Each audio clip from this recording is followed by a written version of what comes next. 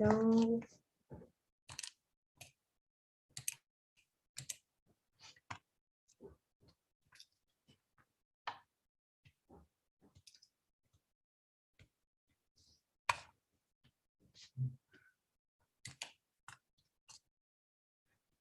Should I begin the presentation or wait for some more people? I think just say hi, and I think it looks like there's a lot of people already. I think it's good. Yeah, welcome. Well, so I can start. I will share the presentation.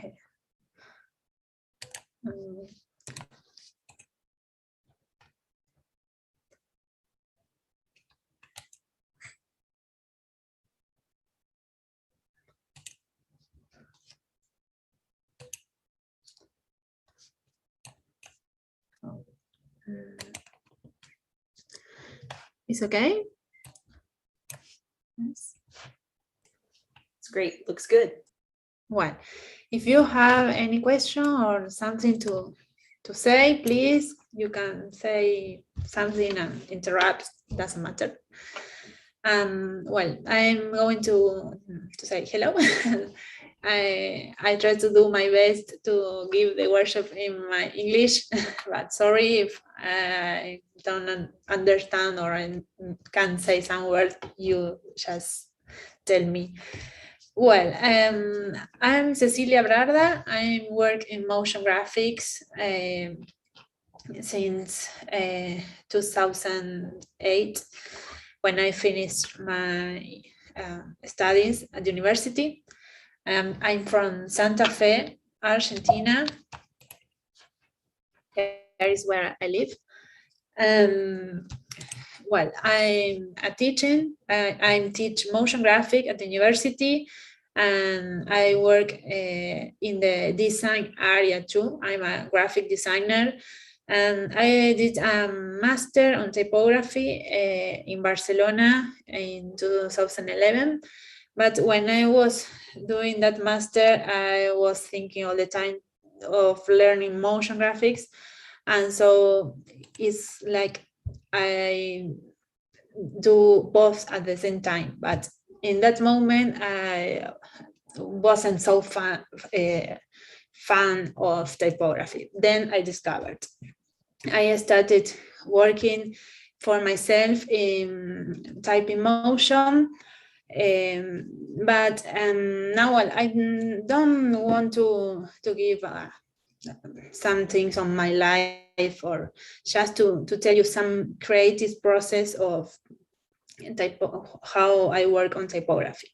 I'm part of the TypeWknd team.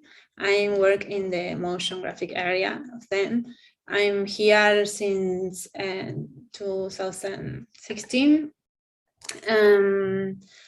Well, here I will show you a reel of my recent work for the Foundry, and then I will tell you some creative process and how I think typography in motion.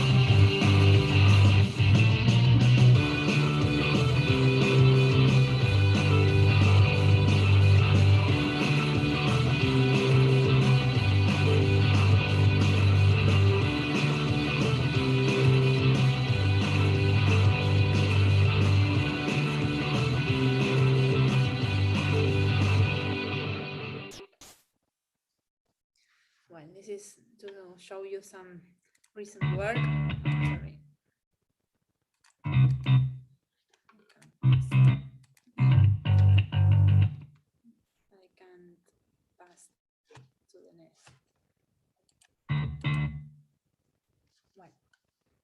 don't know what happens.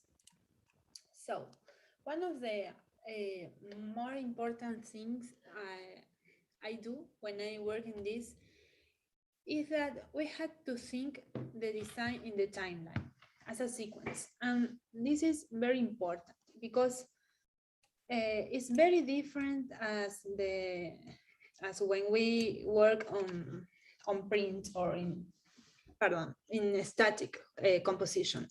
Because here we have a timeline that we had to work from the start to the end. And every element that we work on the timeline has 3 parts, very important. Appears, happens, and died. This is always like this. And sometimes it's shorter and sometimes it's longer. And there are things that I always had to work. And another thing is very important that you have to know that you decide how much time has everybody to read.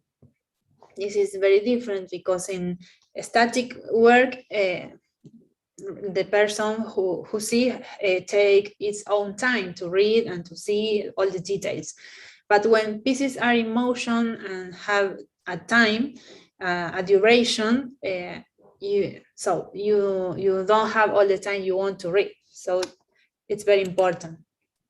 And that's why it's important too when we design compositions in motion that to be composition-centered composition, because it's quickly to read. I will show you a process of a motion type that's called Aerosans. It's a typography we presentate, but just like a way to show you some steps or some tips of the procession. So we have composition, framing, transitions, and reading. That's things we had to think. In this case, when I make the storyboard, for example, I always think how the story ends. That's one of the parts where I begin when I make my process, because I know how the composition has to end. So it's interesting to think what happened before and how can I create a narrative part and be creative telling how that composition is making. And for example, other part that I have to think is that when we have a field like a emotion, we have to think that, for example, in case of words, some words enters and go out, and that's why we have to think in off-field parts of the composition. For example, when we have in this case, some layers that came from one side and go out from the other. And in this time, this is the short part that where the composition has the time of the total. And another thing is that, well, for example, if I work with textures, this part is very quickly in the animation. So where and when I use textures, maybe to make some transitions or something like that. And for example, there are sometimes that I think, well, how a word can appear in the field. And this is something that I used to do, playing with the, for example, different parts of the typography. In this case, it's like everything is the strokes draw the type, and that's the way to animate this word that is football. And this is a way to more creative than using like for example, a fade out or edition by cut. But well, there are many options And this is a way to do. And first I test the composition in black and white. I used to do that and then try in color. This was the short movie.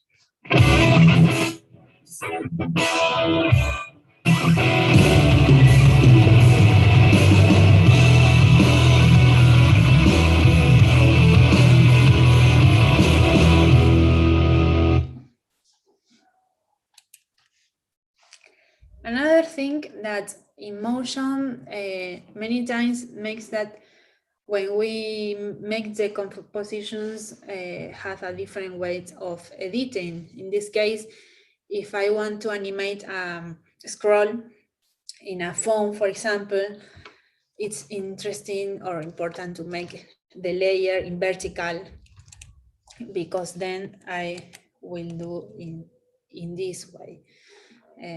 I work all in After Effects, Illustrator, and sometimes it's a problem when we work with, because the team work everything in InDesign, and InDesign and After Effects aren't friends. So I have to pass from InDesign to Illustrator and then to After Effects, or sometimes Photoshop, but most of the time After.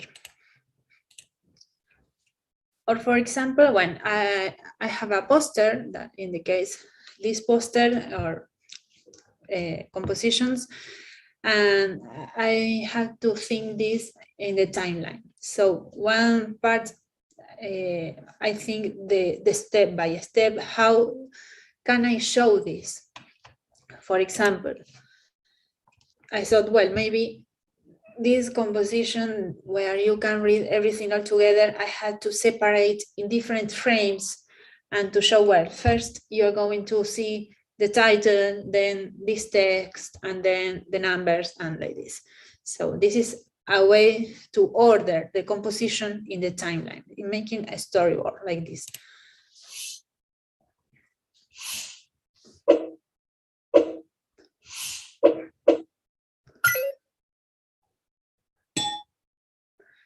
And of course, sounds very important.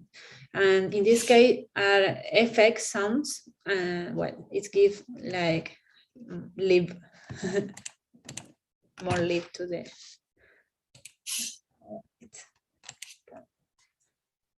Or for example, when I had to show some characters or signs, and they are very short movies to Instagram, for Instagram, or, and it's a way of, I play all the time. In the case of this, for example, something that move the character and make react. So it's like everything is quiet, and when the background goes down, it's like make a revolt, or, and this. Other thing that I use is Vari Font plugin, is to animate in After Effects variable font. It's not something real, because I can't work with variable font in After Effects, because it doesn't work like this. But After Effects has to actualize many things, but now it has this plugin that is very interesting if you like to try. And well, here is like a simulation of the animation, but it allows me to make many things with variable font animation. So typing motion is, for me, it's motion graphics and typography altogether. And it means that we have three very important things that work together all the time. For one side, we have design on everything that goes with the design, shapes, legibility, of course, typography, composition, backgrounds, color palette, textures. It's the aesthetic proposal. Then the sound. It's very important to work with the sound from the beginning and think about a music or a voice or some effects, because the sound gives the rhythm So it's very important. And the sound has a structure that makes the motion piece goes more real.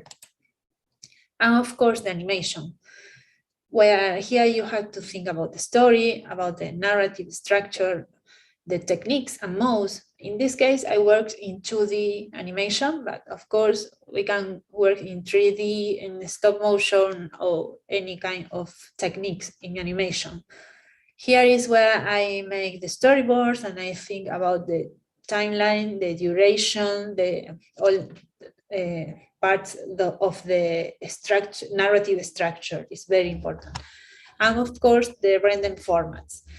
When we work for HD video or formats for social media, they are very different. So these three areas work together all the time. And so we have to tell a story in a certain time, all the time.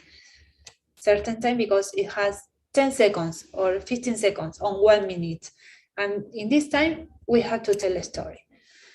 This story has a start and an end, of course. And you need something to begin your story. And then something that happens and a result, of course. Sometimes I start the project from the result and then I go back to the beginning, and sometimes I do in other way. It's not a method. So I can, as I feel I have to do, I don't know. But it's very important to have a narrative structure that not be too quiet. So have an action, a cue of action. And maybe that happens with the sound, or I don't know, with some effect or the animation, I don't know. Then, so I tell you that we need something to begin. And sometimes it's the idea, or sometimes the character, a color, an image, or the sound. In this case, this project was the sound. I imagine, I saw the typography, I select some characters, and the idea was to write the name of the typography. Now I will show you. But the typography had to feel the sound and react with this. And for example, this is what.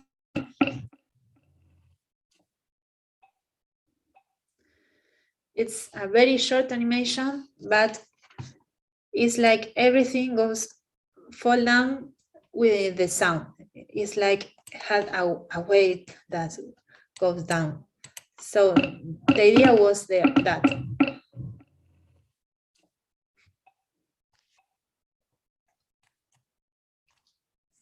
In this other project, for example, I start with a concept that was fast and furious. And the first thing I think I needed was the sound. I needed a sound that make me feel fast and furious. So after watching a lot and selecting some sounds, I decided to work with this one.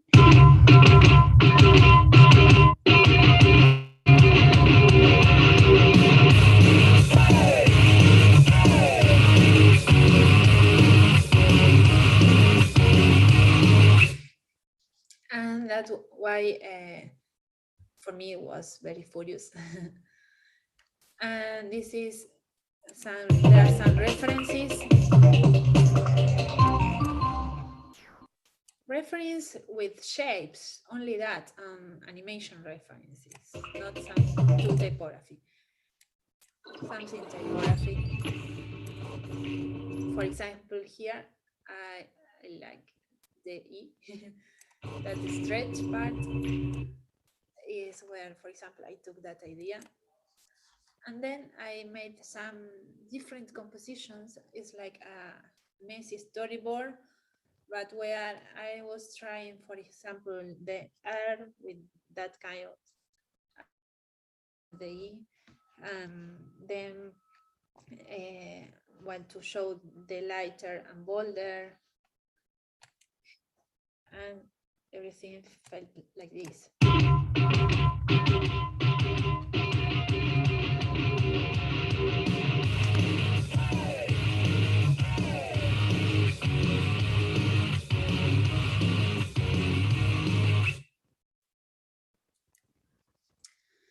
This was another project that the idea was to work with theater and drama concept. And this is what the sound where I started with this. For me, it was very mysterious, dramatic. It was a feeling I had to work. And with the idea of showing light and shadow. This was like the references I had to show Trevor.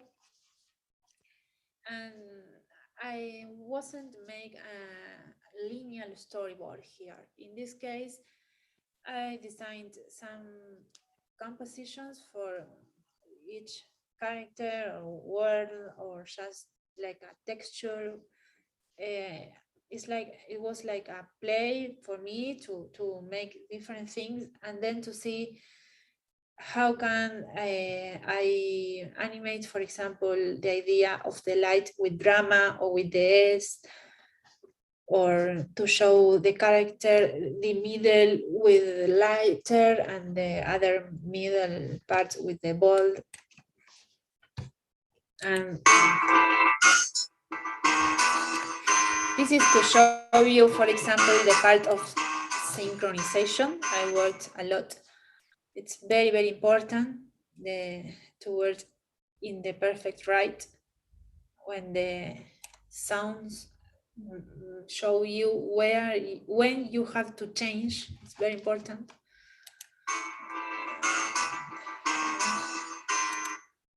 And this is what it is.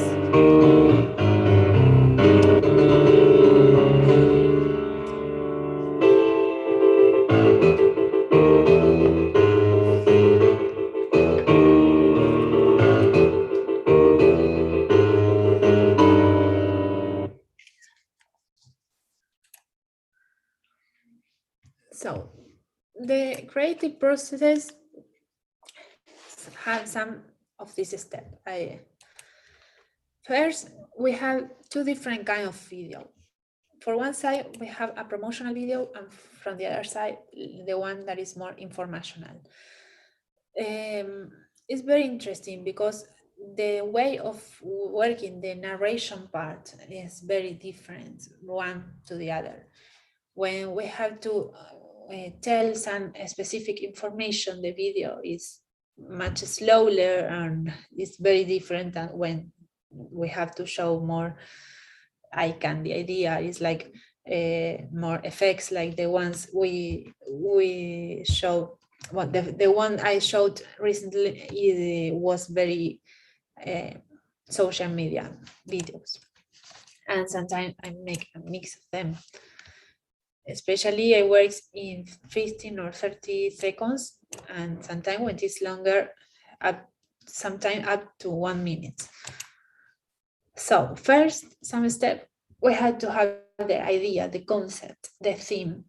What are we talking about in this video? And make a mood board and collect some references, not always motion references, any kind of references, maybe the thing like you, I don't know, any kind of references. And then of course I need the content. The content sometimes are a character or sometimes a word or a text. It's always changing. And then it's very important to do the brainstorming of the idea, the first draft, working in a storyboard and in the different compositions. That's very important part.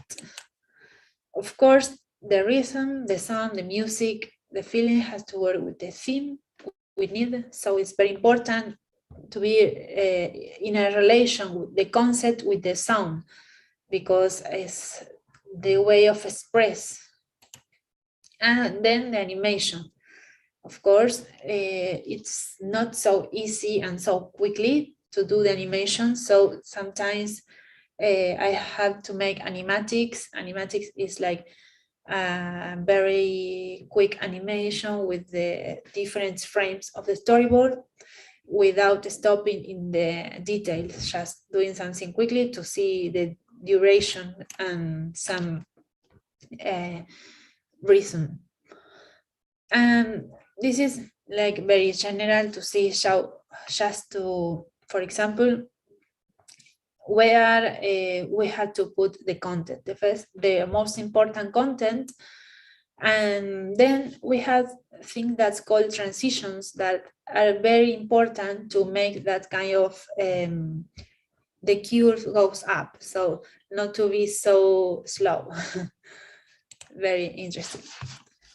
In this case, I will show you the process of Velarius. Velarius was one of the latest variable font, the fonts we did.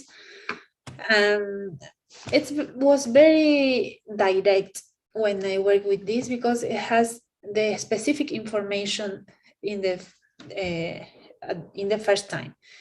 I had to tell these 6 things, so to show that it has 3 families, 3 widths, and 5 weights. So it was very clear. This is the process of when we promote a new typography. Of course, there are many kind of different design, graphic design, and things to show the typography in use in many, of course, as you know, different things. And I only worked in the part of the motion. So the other parts of the team works in some of the image you are watching here. But it was very important to me when they give me this kind of image or composition that are very clear when I have to make the motion piece with a storyboard that say this step. And in this case, there were some patterns, variable patterns. So I played with this, as you see here, making that kind of textures, colorful, just to make the idea of the transitions.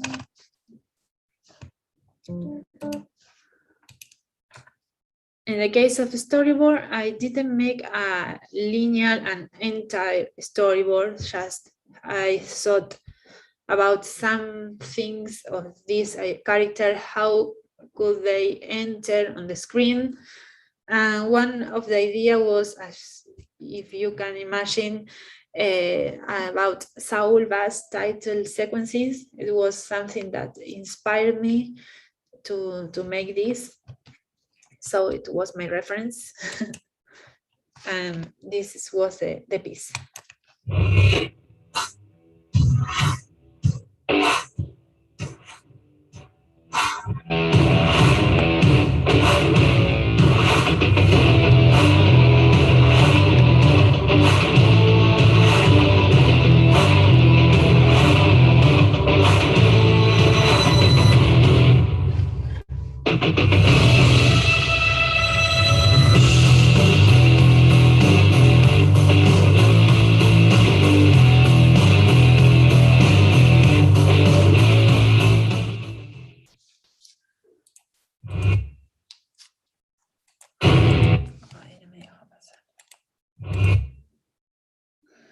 And well, the same thing I showed recently, well, it's when the video is longer, it's like everything is repeating.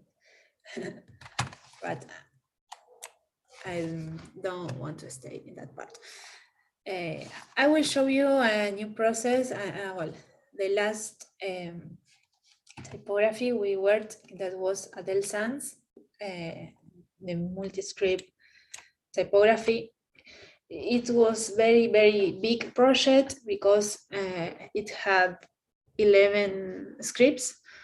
Was very difficult to know how to show you in a very short video all the typography. It was a very important challenge to me to work on that. We work with all the team, of course, with the graphic part of the team together a lot. Well, this is one of the first steps of the process. When I make a very quick storyboard, just putting all the information, everything that we have to show. In this, the parts that are more important to focus. In this case, was that it was very important to show that the same feelings across the script was the main idea of this, the concept of this video. And then to show this concept, connection, communication, clarity, not confusion. It's like were the first and the most important concept that we had to transmit.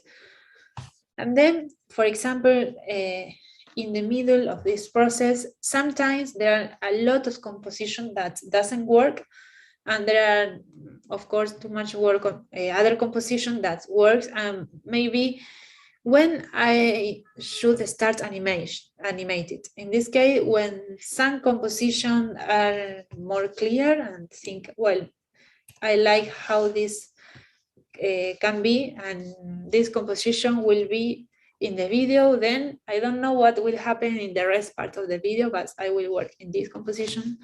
So this was an idea just to show you that each character was a layer that I had to animate in different ways, and then go back to the story and to work again in the different parts, and maybe some transitions, some images could be taking part. Then we made an animatic that is this, as you see, without a specific design in general, but just trying and making some draft of animation and showing, well, I don't know if it is going well, but I will show you in the timeline. So through all the information in the timeline and try to see if everything is going okay, if you can read it, for example, if the rhythm is good or not. This is the reason of the animatic, just to test all the information in the timeline.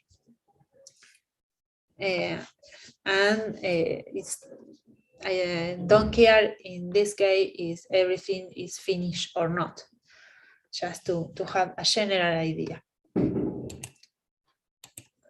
Then we work again and again and make some mistake and do again the storyboards. And for example, we decided to work with this kind of images for the transitions to show the type use. So it was very interesting to decide that. Then I tried a colorful and vibrant palette that nobody likes, but then had again more meetings, working again in different parts of the compositions. For example, this was scene 8. I worked scene by scene in this case. For example, trying if, does it work? Yes. Well, and then this was the final storyboard, just clear and well, this was the final piece.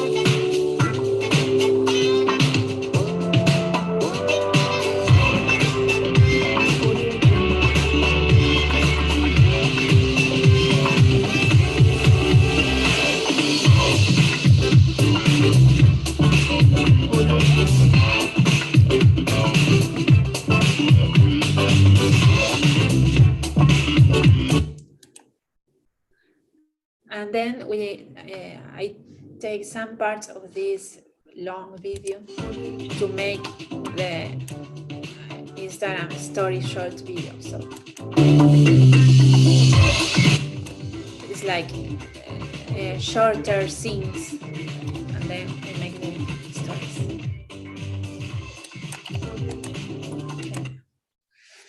Well, this is the last project I select. It's I made last year. It's a very, very short video for social media. It was Portada, and I only wanted to show you one part of this. That was where I created some patterns with the characters because I didn't know what to do in the animation. So this was a way where I was planning to work with, but nobody wants. But then it was important this was part of the process. Well, it was very, very important when I had to animate the strokes to know the direction, the right direction. And of course, this is not my alphabet, so I didn't know nothing about that. So the team gave me this information, and so I could do this animation showing the stroke, of course, but I wanted to work with something of that pattern and textures I was trying. So I decided to work on this and to try that this can be the transitions of the part. So it was very playful. And I made that with different things. This is the video.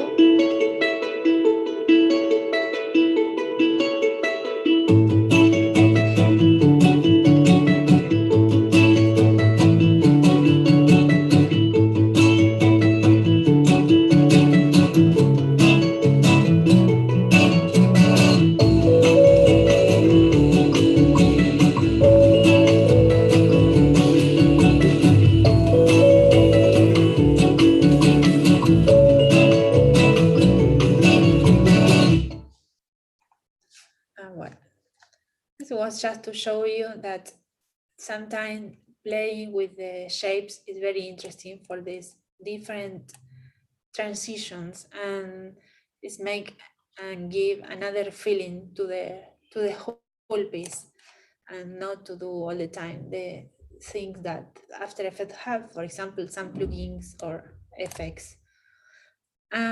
So I'd like to invite you to try a storyboard, to work with something of motion.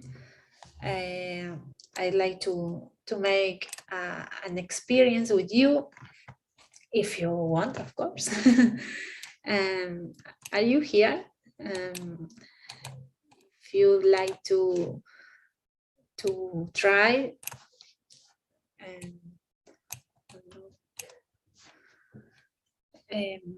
well, I will ask you to have your paper to draw the dramatic curve according to the sound intensive. So I will show you a very short part of the sound, and you have to draw line or things as you feel, and then you have to show me. So can I go? I hope you are ready. Well,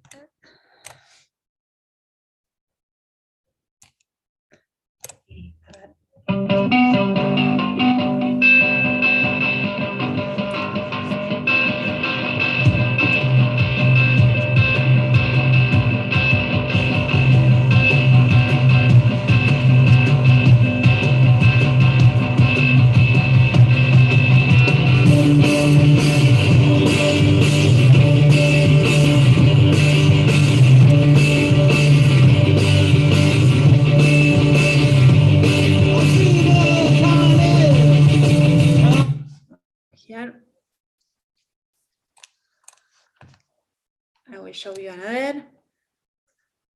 Are you drawing? Can you then show me what are you drawing? It's very interesting.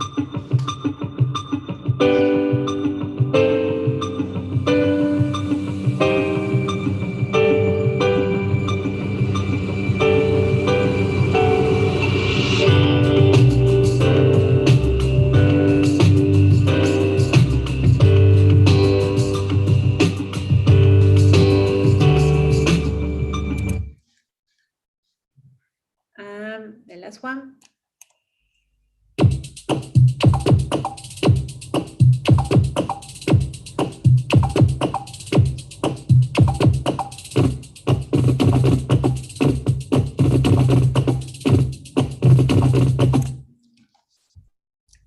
Well, could you do something? You don't have your camera, so I can't see you.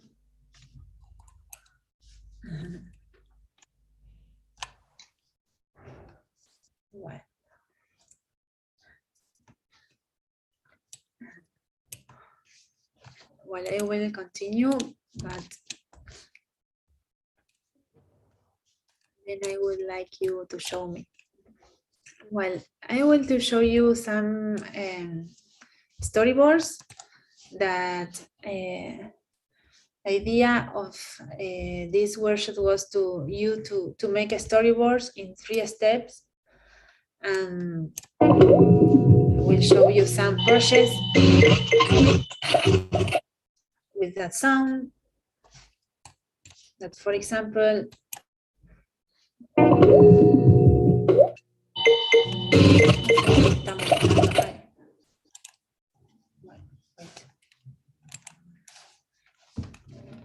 well, this is a storyboard that starts with a little sound, and the idea was how the final scene is be constructed.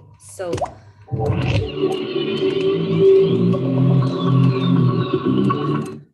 there are some student projects.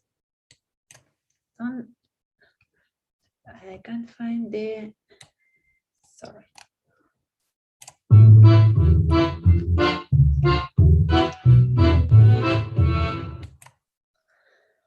Well, here are the, what are you going to do? Choose a music. Maybe you can do it now or whenever you want. It's a interesting experience just to start making a storyboard if you never do that before. Choose some music you like, something that can inspire you, some shapes to draw something, and then do some sketches with that music. While you are listening, just draw what you feel like. Imagine how the stroke can enter on the screen, how can they go out, what can they do when they enter, and think about a transformation sequences. So what happened when this shape enter? What happened with the other part? Can they be, I don't know, moving or transformation in something, or how can the letter would appear, and order this kind of sketches in the timeline. So this is the idea for you to work. And if it is possible, for me it's very interesting that you can work with the music, something you like. So could you do something in this very short time? I will give you some tips. For example, start with the end of the storyboard. Try to do 5 or 6 frames, no more, and draw your character at the end. Just here the end. Imagine what happened before. and how this character would be construction in the timeline. What happened? How does it start? What happened in the middle? And if you want, you can work with another shapes, not only the stroke, something that can enter and make a, I don't know, touch something and make a reaction, something you want. I put an example, but this is something that you have to do. For example, here, or this, the character you want. I don't know. And this is the last step. Think about that. Action, what happened? How the character will appear, how is the behavior? It's angry, it's smiling, it's funny. Think about the flexibility and be playful doing that. Of course, the music will inspire you a lot. It's not the same if it is a very, I don't know, any kind of music you want. Imagine what will the movement be like and how the speed is, how is the transformation, what happened. Everything, whatever you want. Well, I think that's it, the end. Thank you. I would like you to say something if you want here in the Zoom, or if you want to show me your process. You have 10 minutes, more or less. Hi, I'm Vivek. I have one question. Can you hear me? Yes. Oh, hey. I just have one question. Like when you talked about your, storyboarding. So when you're storyboarding, do you mainly focus on the end parts of the frame, or like the dramatic moments of the frame, or you also think about the transitions, or do the transitions come when you're like doing it digitally? Well, to start by the end is a way of doing that. But of course, you can do what you feel you prefer to do. I don't know. Sometimes you have an idea of how everything is starting, or maybe you can work with another part of not with the final thing, with the final character. So think about how this character will go out, if it is going to explode or to, I don't know, to broke. This is a way. I answered? Yep, for sure. Thank you so much. No, thank you. Are you drawing something? Yeah, I drew the curves, but I'm gonna look for some music and gonna do some frames. Or could you show me? Sure. I have very basic. It's not focusing. Sorry about that. Bad internet. But I was thinking of like doing some blob style essays. But yeah. Oh, good. How do you feel doing this curve? Was something new for you, or? That was no, I have not. It was a very interesting approach. I feel like it kind of visualized the sound and kind of gave me like points of like, oh, this place I could do some transitions, and this would be like the climax point, as you said. So it was very helpful. Well, thank you. I hope you can do your story. Sure. Thank you. there is someone else who wants to show me or ask something.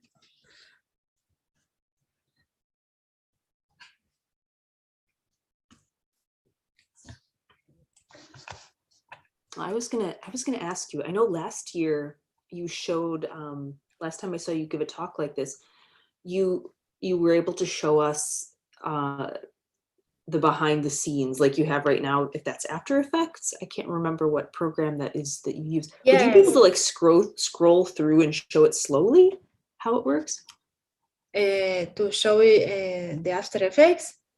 Yeah, I mean, I remember it was neat because we could see like how you like certain pieces would appear and disappear, and I thought that was like so fascinating last time I saw you. Yes. I'm sharing the screen. Yes. Yeah, we can still see it.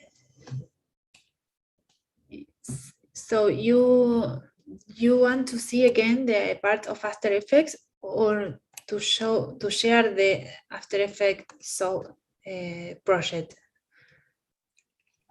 Yeah, I guess I was thinking, because I see the storyboard that you drew there, like for the M, but I know right behind it, you have the window open that shows like an animation with all of the layers. Yes. In that window behind, is that something you could like, you'd be able to scrub through it to see more of how you make it move? Yes, I know. Well, I didn't prepare about okay. Don't worry. This part, but I have another part to show you if you want. Here, I prepared another. Maybe this one. You watching now? Yeah. Maybe this is the part. Well, this is a way as I work in After, for example. I will show you how I make this. For example, this is the thing I show you to work on stroke, animation with shapes. This is to work in the start and the end of the stroke animated. And I make a composition just with that, with the thing. And then I repeat it, as you see here, to make the pattern. And as this is animated, so when I repeat, all animation are ready. And then I make this composition. And it's like I made a mosaic or something like that with every kind of character. And then I'll do that. It's something like illustration with this. It's just to show you the behind the scenes of the technical part. That is so cool. Thanks for showing.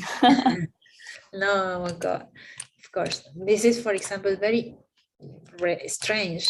This is the phone that scroll, and look at the side of the format. It's vertical, but then it shows like this. I have to find the phone.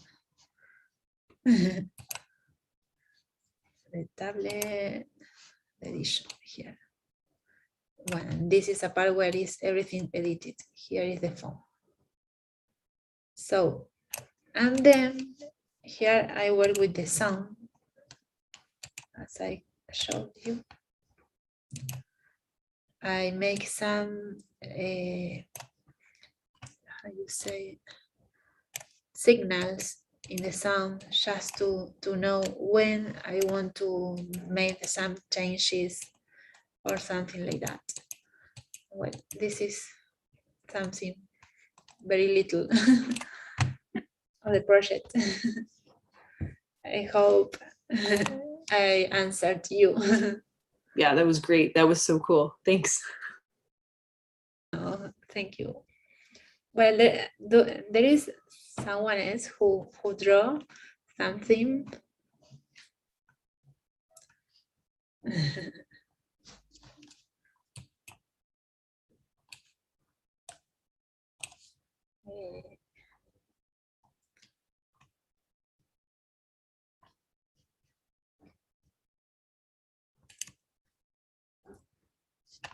I would like to see some results.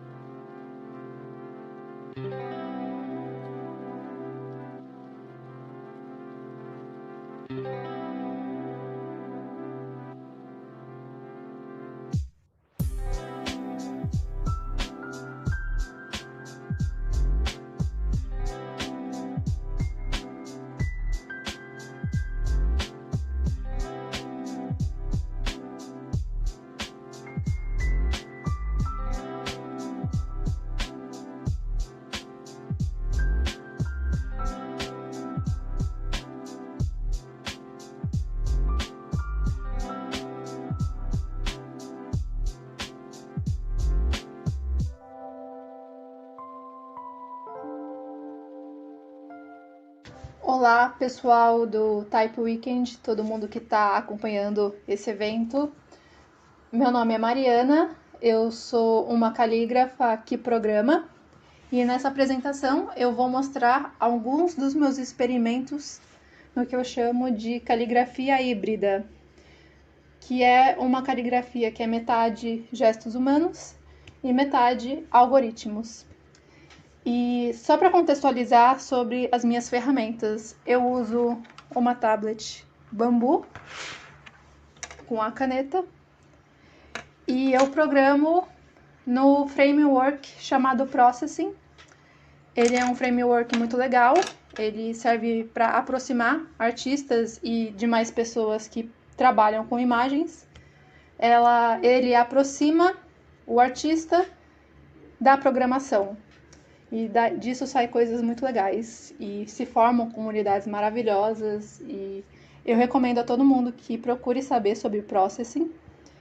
E sem mais delongas, eu vou começar a mostrar o meu trabalho com programação. Deixa eu só fechar essa janela aqui do meu rosto. Pronto. O primeiro trabalho que eu vou mostrar é o que eu chamo de escrita carimbo. E o nome é bem descritivo, porque ele funciona como um carimbo. O que ele faz é, ele pega as posições da minha caneta e usa elas para desenhar esse círculo enquanto a minha caneta estiver pressionando a mesa. Então, o que a gente tem aqui é uma sucessão de círculos, uns desenhados sobre os outros, formando esse traço contínuo e que também tem esse degradê. E esse degradê não é por acaso, ele também está relacionado com a minha caneta, com o meu cursor, porque a gente vê que enquanto ele muda de posição, a cor também muda. E isso quer dizer que ambos estão ligados, tanto a posição do meu mouse quanto o preenchimento de cor de cada um desses círculos aqui. Todo esse traço é constituído por círculos que nem esse daqui. E isso quer dizer, na verdade, que o valor de posição que o computador registra da minha caneta, ele também serve como valor de preenchimento para cada uma dessas formas. E isso já é um indício muito potente do tanto de interatividade que a gente consegue obter entre o meu gesto e o computador. E tudo isso é muito legal, muito bacana, mas esse programa é muito simples e qualquer um que estiver iniciando no processing vai conseguir entender ele rapidamente. E, portanto, ele tem um comportamento um pouco previsível demais. E isso me entediou rápido e por isso eu passei a procurar pensar outras formas de produzir canetas, enfim, penas dentro desse ambiente. E com isso eu parti para a minha próxima empreitada, que eu chamo de effacer. Esse nome é poético, não tem nada a ver com o código. E aqui, de início, eu queria simular uma pena de ponta quadrada comum, como a gente vê na caligrafia tradicional. E eu escrevi esse código de uma tacada só, de um modo bem impulsivo, sem parar para analisar logicamente cada passo do meu raciocínio. E aí, portanto, o resultado foi esse daqui.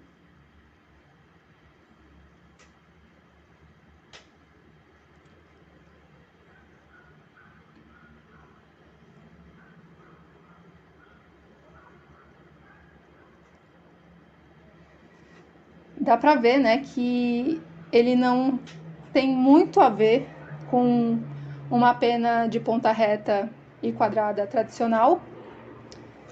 Na verdade, ele tem uns comportamentos que eu não estava esperando. O que a gente pode chamar de erros.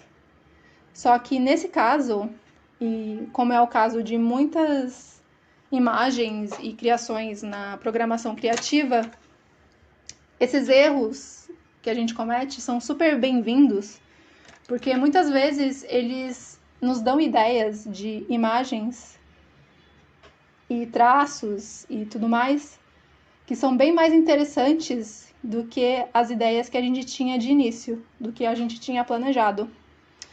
Então fica essa sensação gostosa de que os nossos erros podem ser mais interessantes do que os nossos acertos. E isso é uma terapia muito gostosa de fazer com programação. É muito bom e é meio terapêutico também saber que às vezes os nossos erros podem nos ajudar na criação mais do que os nossos acertos. E tem um outro comportamento super interessante desse programa, é que ele reage super sensivelmente aos meus gestos. Ou seja, se eu gesticulo mais rápido, o traço ele se quebra em milhares de polígonos, de quadriláteros. E se eu escrevo mais devagar, ele adquire essa aparência um pouco mais parecida com um traço de uma pena de ponta reta. E essa transparência eu adotei depois que eu vi que eu tinha cometido esse erro super feliz. E é justamente para explorar essa sobreposição de camadas e fazer, às vezes, a escrita se perder no meio de camadas. E aí eu fico escrevendo por horas e horas, uma camada sobre a outra. E tudo certo. Aqui é o meu gesto, no fim, que acaba controlando a imagem final do traço. Mas no meu próximo programa, é o traço em si que se move. E o nome de Revolving Brush é um pouco mais descritivo, porque o traço se comporta dessa forma.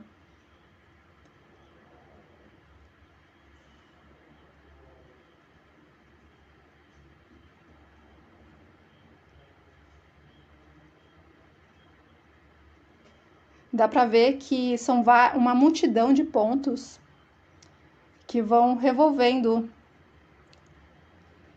ao redor da ponta da minha caneta, que aqui é representada pelo cursor. E apesar de ser um tanto peculiar esse pincel, no fundo ele tem um funcionamento bem parecido com o carimbo que eu mostrei lá no começo. A gente pode pensar o círculo como se fosse uma sucessão de pontos que vão rotacionando ao redor de um ponto central, e ele sempre mantém a mesma distância desse ponto central enquanto rotaciona todos os pontos. E isso seria o círculo que está lá presente no primeiro programa. E aqui também tem esses pontos obedecem um princípio similar. Só muda uma coisa, é que os raios que esses pontos mantêm de distância do ponto central, eles estão mudando a toda hora. A cada iteração, esse raio se modifica. Então, portanto, os pontos se modificam. E vai formando esse padrão ao redor do meu cursor. Se a gente vai movendo o cursor, não dá para perceber esse carimbo,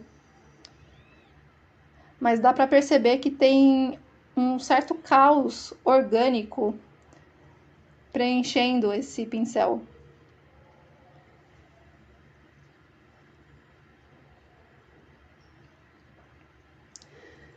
E só uma curiosidade para quem quiser pesquisar depois, a função que determina o valor desses raios aqui, ela se chama noise, ela é muito famosa e muito importante na programação gráfica no geral, e é ela o responsável por essa aparência orgânica que remete a um vórtice de areia, a ciclones, enfim, se quem quiser viajar nessa leitura, é ela que é responsável por essa variação dos raios dos pontos. E calígrafos e tipógrafos em geral podem ser bem perfeccionistas e bem apegados a uma ideia de perfeição da letra, do ductus, do sistema de typeface.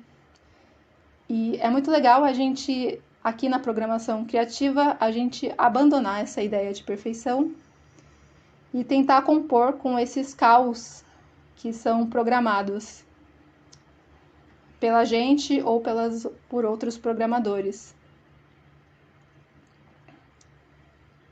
E é isso, saindo agora um pouco desses grãos e dessa geometria específica, o meu próximo trabalho consiste em cor e luz.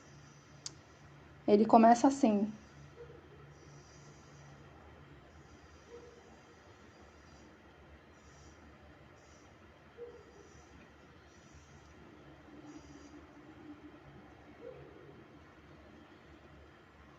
E vai até aqui. E de início, o que a gente consegue ver é que tem só algumas formas super leves e transparentes. E elas não têm um preenchimento total, e isso é de caso pensado também. Aqui também está em funcionamento o mesmo princípio de carimbo, de formas se desenhando sucessivamente.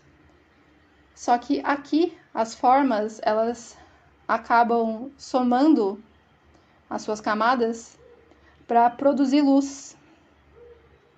O que é um aspecto que, pelo menos eu, esqueço bastante quando eu estou trabalhando no computador.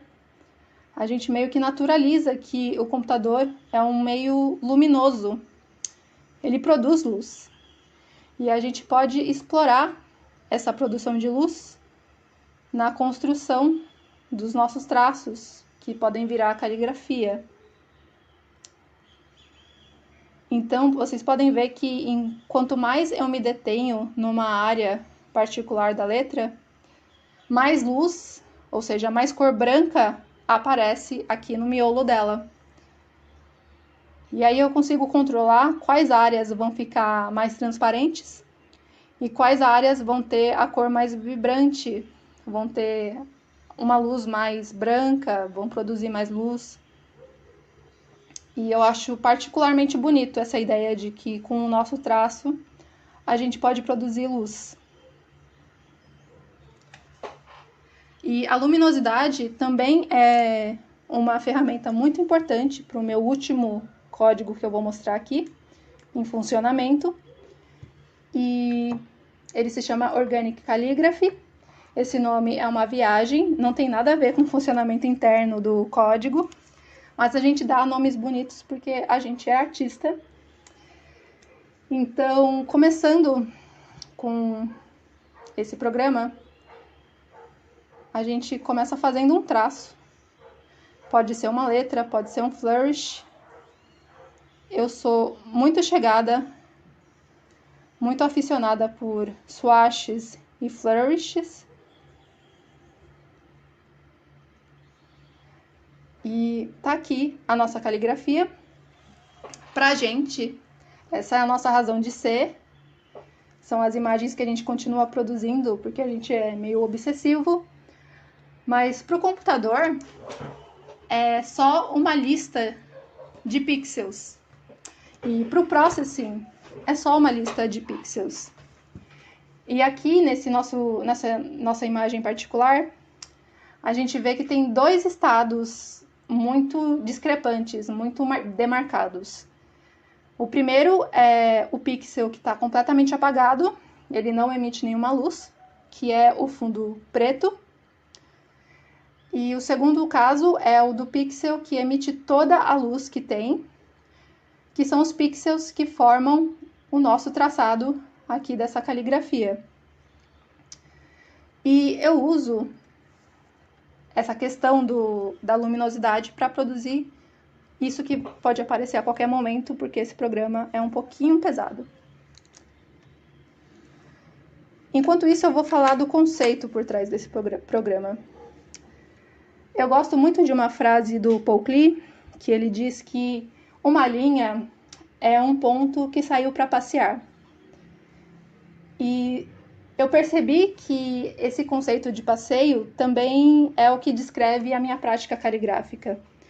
Eu gosto de experimentar e produzir caligrafias que são mais passeios da minha mão do que um conjunto de regras e estilos que recomendam determinados caminhos da pena para produzir determinados alfabetos e determinadas escritas que podem ou não podem ser consideradas bonitas, enfim. Eu não me atenho tanto a essa parte da caligrafia, eu me atenho mais a essa exploração do traço em si e do passeio da minha mão. E essa questão do passeio também tem uma grande presença na programação criativa, porque tem um conceito muito famoso que se chama caminhantes errantes ou random walkers, e é muito utilizado na programação criativa justamente para produzir pequenos seres que vão ocupar a tela e que vão ocupar a tela de modo inesperado, de modo que não é previsto. Por isso que eles têm o nome da aleatoriedade dentro do seu nome. E é muito interessante pensar que aqui na nossa imagem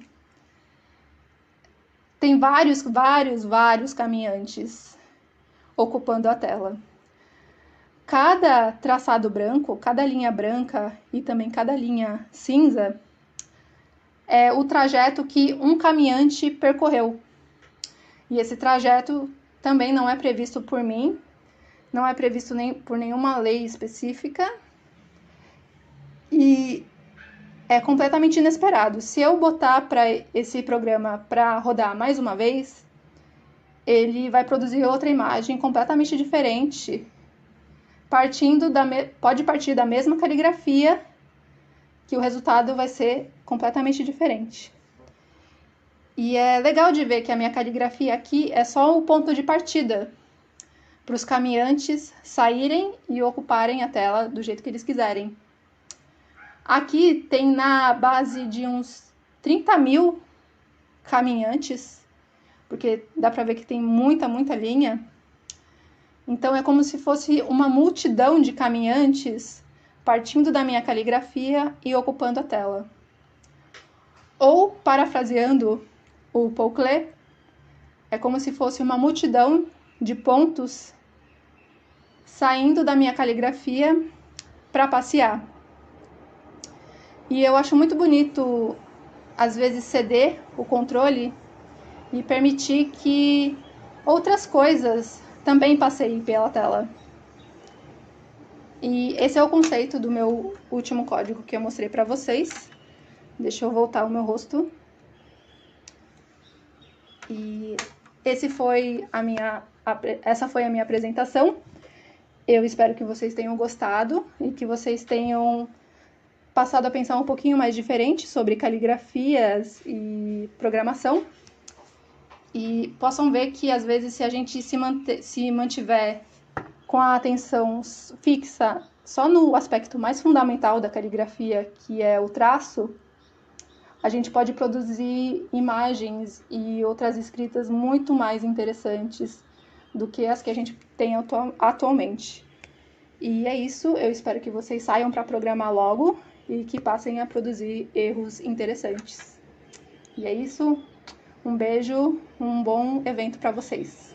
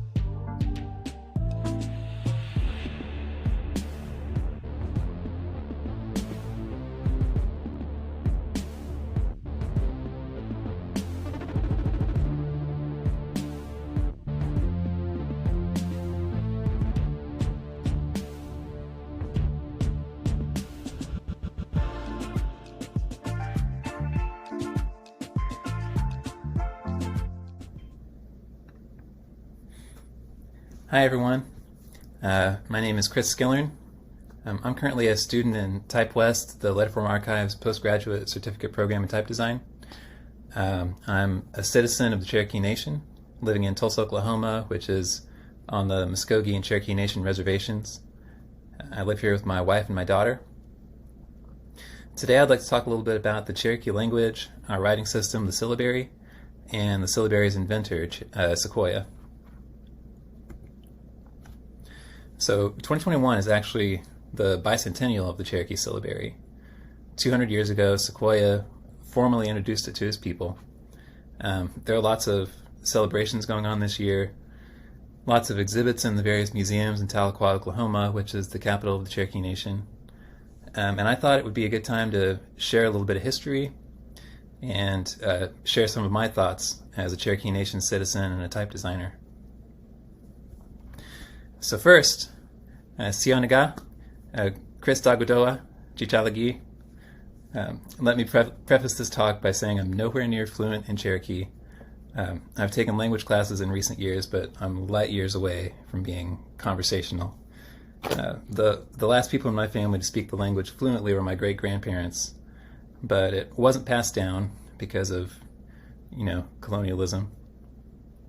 So my interest in the syllabary and the language in general is very personal. Let's start with a little bit of background about Cherokee people. So these were our original homelands in the area of what is today North Carolina, Georgia, Tennessee, Alabama.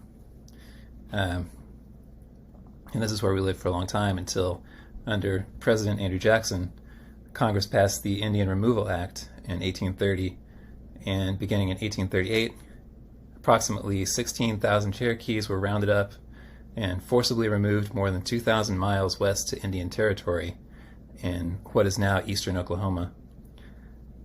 Up to 4,000 died because of sickness and harsh conditions, and here the Cherokee Nation reestablished its government. So Cherokee people had contact with colonists fairly early on, and our culture and traditions kind of started to erode because of all that. The language is one of the things that's been constant throughout our history, and it's endangered today. The language like all native languages, was banned at different points. The U.S. tried to strip Native people of their culture and language through forced assimilation and boarding schools. There are somewhere around 2,000 fluent Cherokee speakers today, and we've lost more than 30 to COVID alone.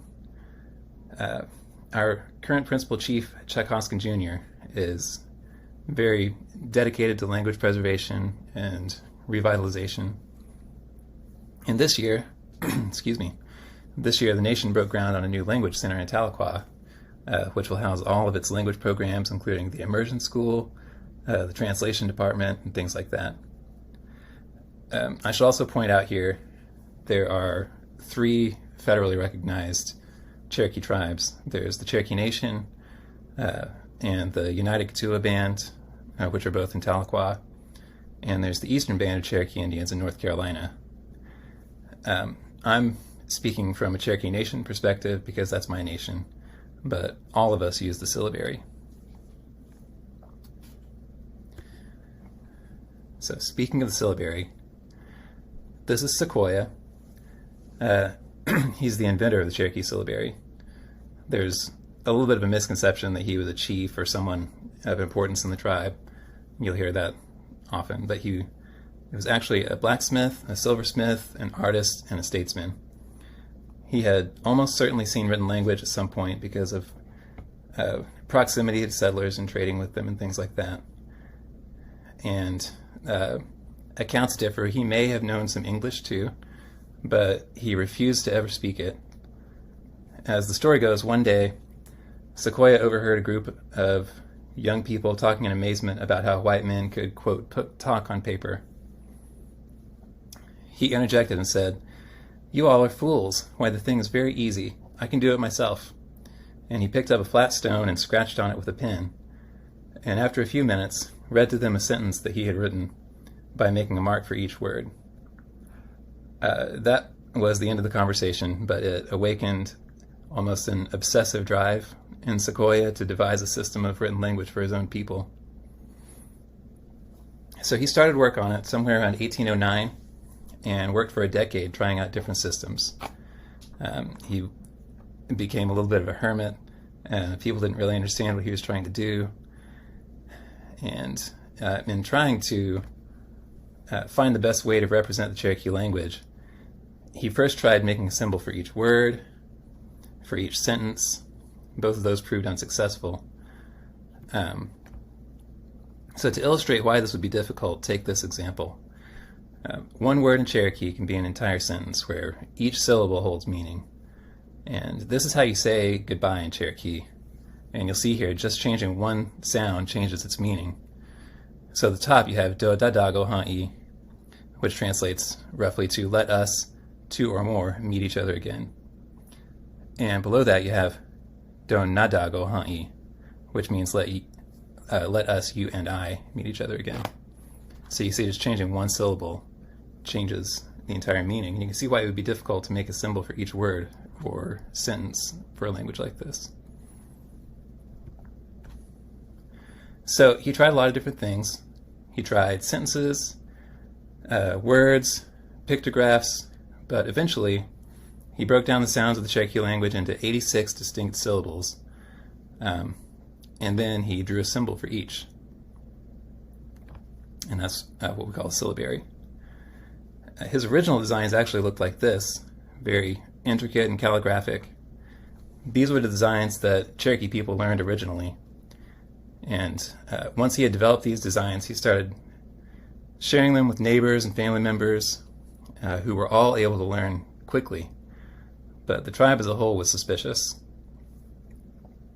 At one point, Sequoia and his daughter, Auacherdkul, were charged with witchcraft and brought before their town chief for trial.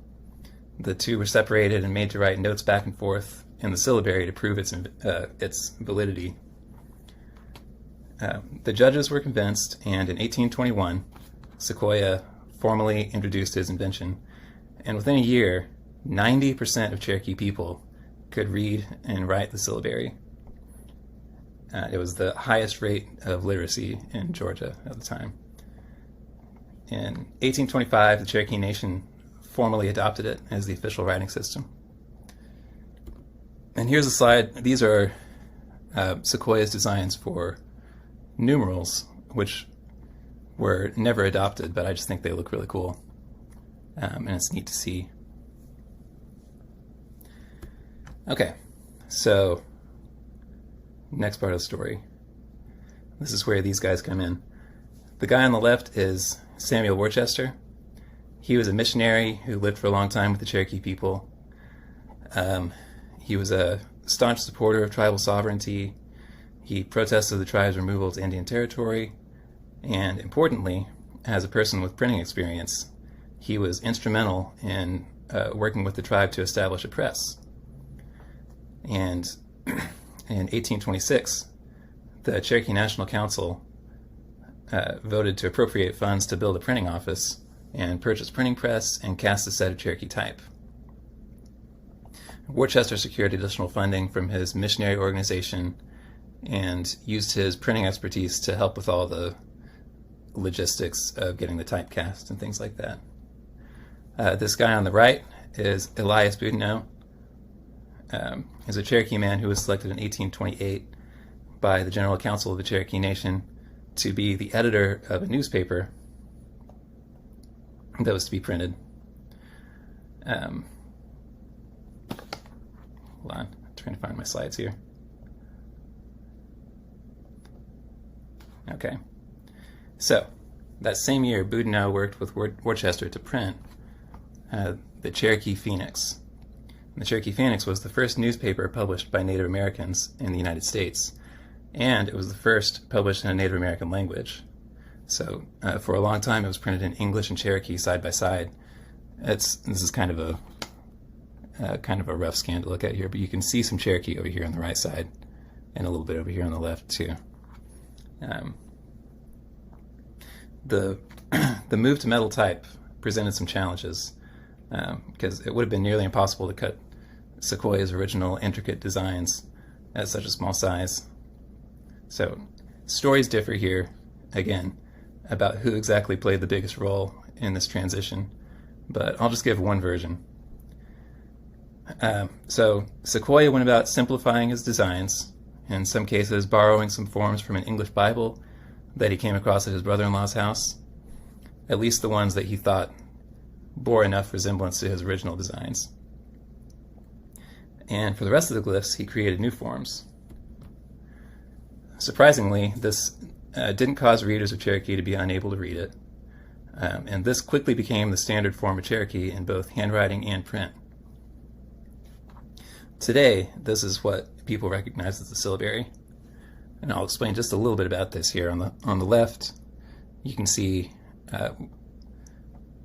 this chart over here is Samuel Worcester's arrangement of the syllables, and on the right, up at the very top, there's something really small you can see that is Sequoia's preferred arrangement of the syllables, which they're a little bit different, but Worcester and others decided that for English-speaking people, this arrangement was the most intuitive. Not necessarily for Cherokee-speaking people, though. But it is a little easier to learn for English-speaking people this way. So if you look on the left, you see up at the top, we've got the vowels in that first row. It's A, E, I, O, U, And then down below that, in each line, you add a consonant to the beginning of those vowels. So right below it, you've got ga, ka, ge, gi, go, gu, ga.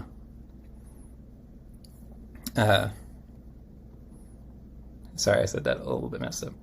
And then, ha, he, he, ho, hu, ha, la, le, li, lo, lu, la, and so on. So anyway, that's how the syllabary works, basically. Okay. Moving on. The Cherokee Phoenix operated until 1834, when its offices closed because of the Indian Removal Act. After removal, a new press was established, and in 1844, the Cherokee Advocate began publication. And I got to see an actual page of this in the Cherokee National Supreme Court Museum a few weeks ago, which was really cool to see. The Advocate ran for 62 years, and was shut down twice during that run. It ceased publication in 1906 when the U.S. dismantled the Cherokee Nation government. All that remains are the press and some of the metal type, which I also got to see at the museum, which was really exciting to me. So there's the press on the left. It actually still had a plate on it, which I didn't take a picture of, but I should have. And then a type case right there that has some Cherokee type in it. I tried my best to get some close-up pictures through the little magnifier, and it was really difficult because they are so tiny. But this was super exciting for me to see. You can kind of make out a few of those there. So that was Cherokee type from 1875, a set that was used to print the Cherokee Advocate until 1906. And also in the museum there, they had a masthead from the Cherokee Advocate. And finally, here's a press plate with some Cherokee type on it.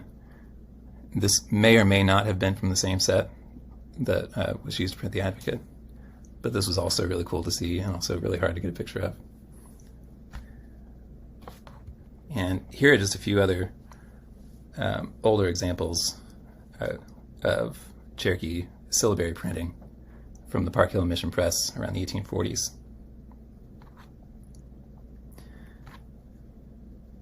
Okay, I'm going to go into show and tell mode for a minute here.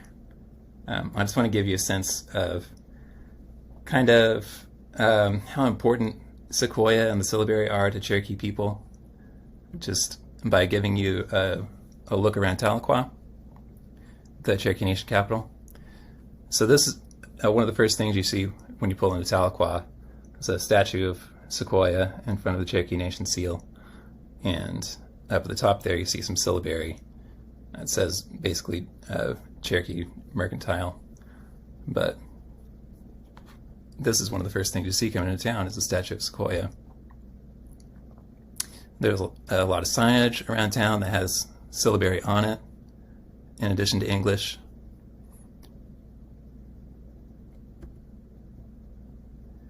This is the university in the town, which was at one time the Cherokee Women's Seminary. And they've got syllabary on the bottom of their sign too. Here's some more signage.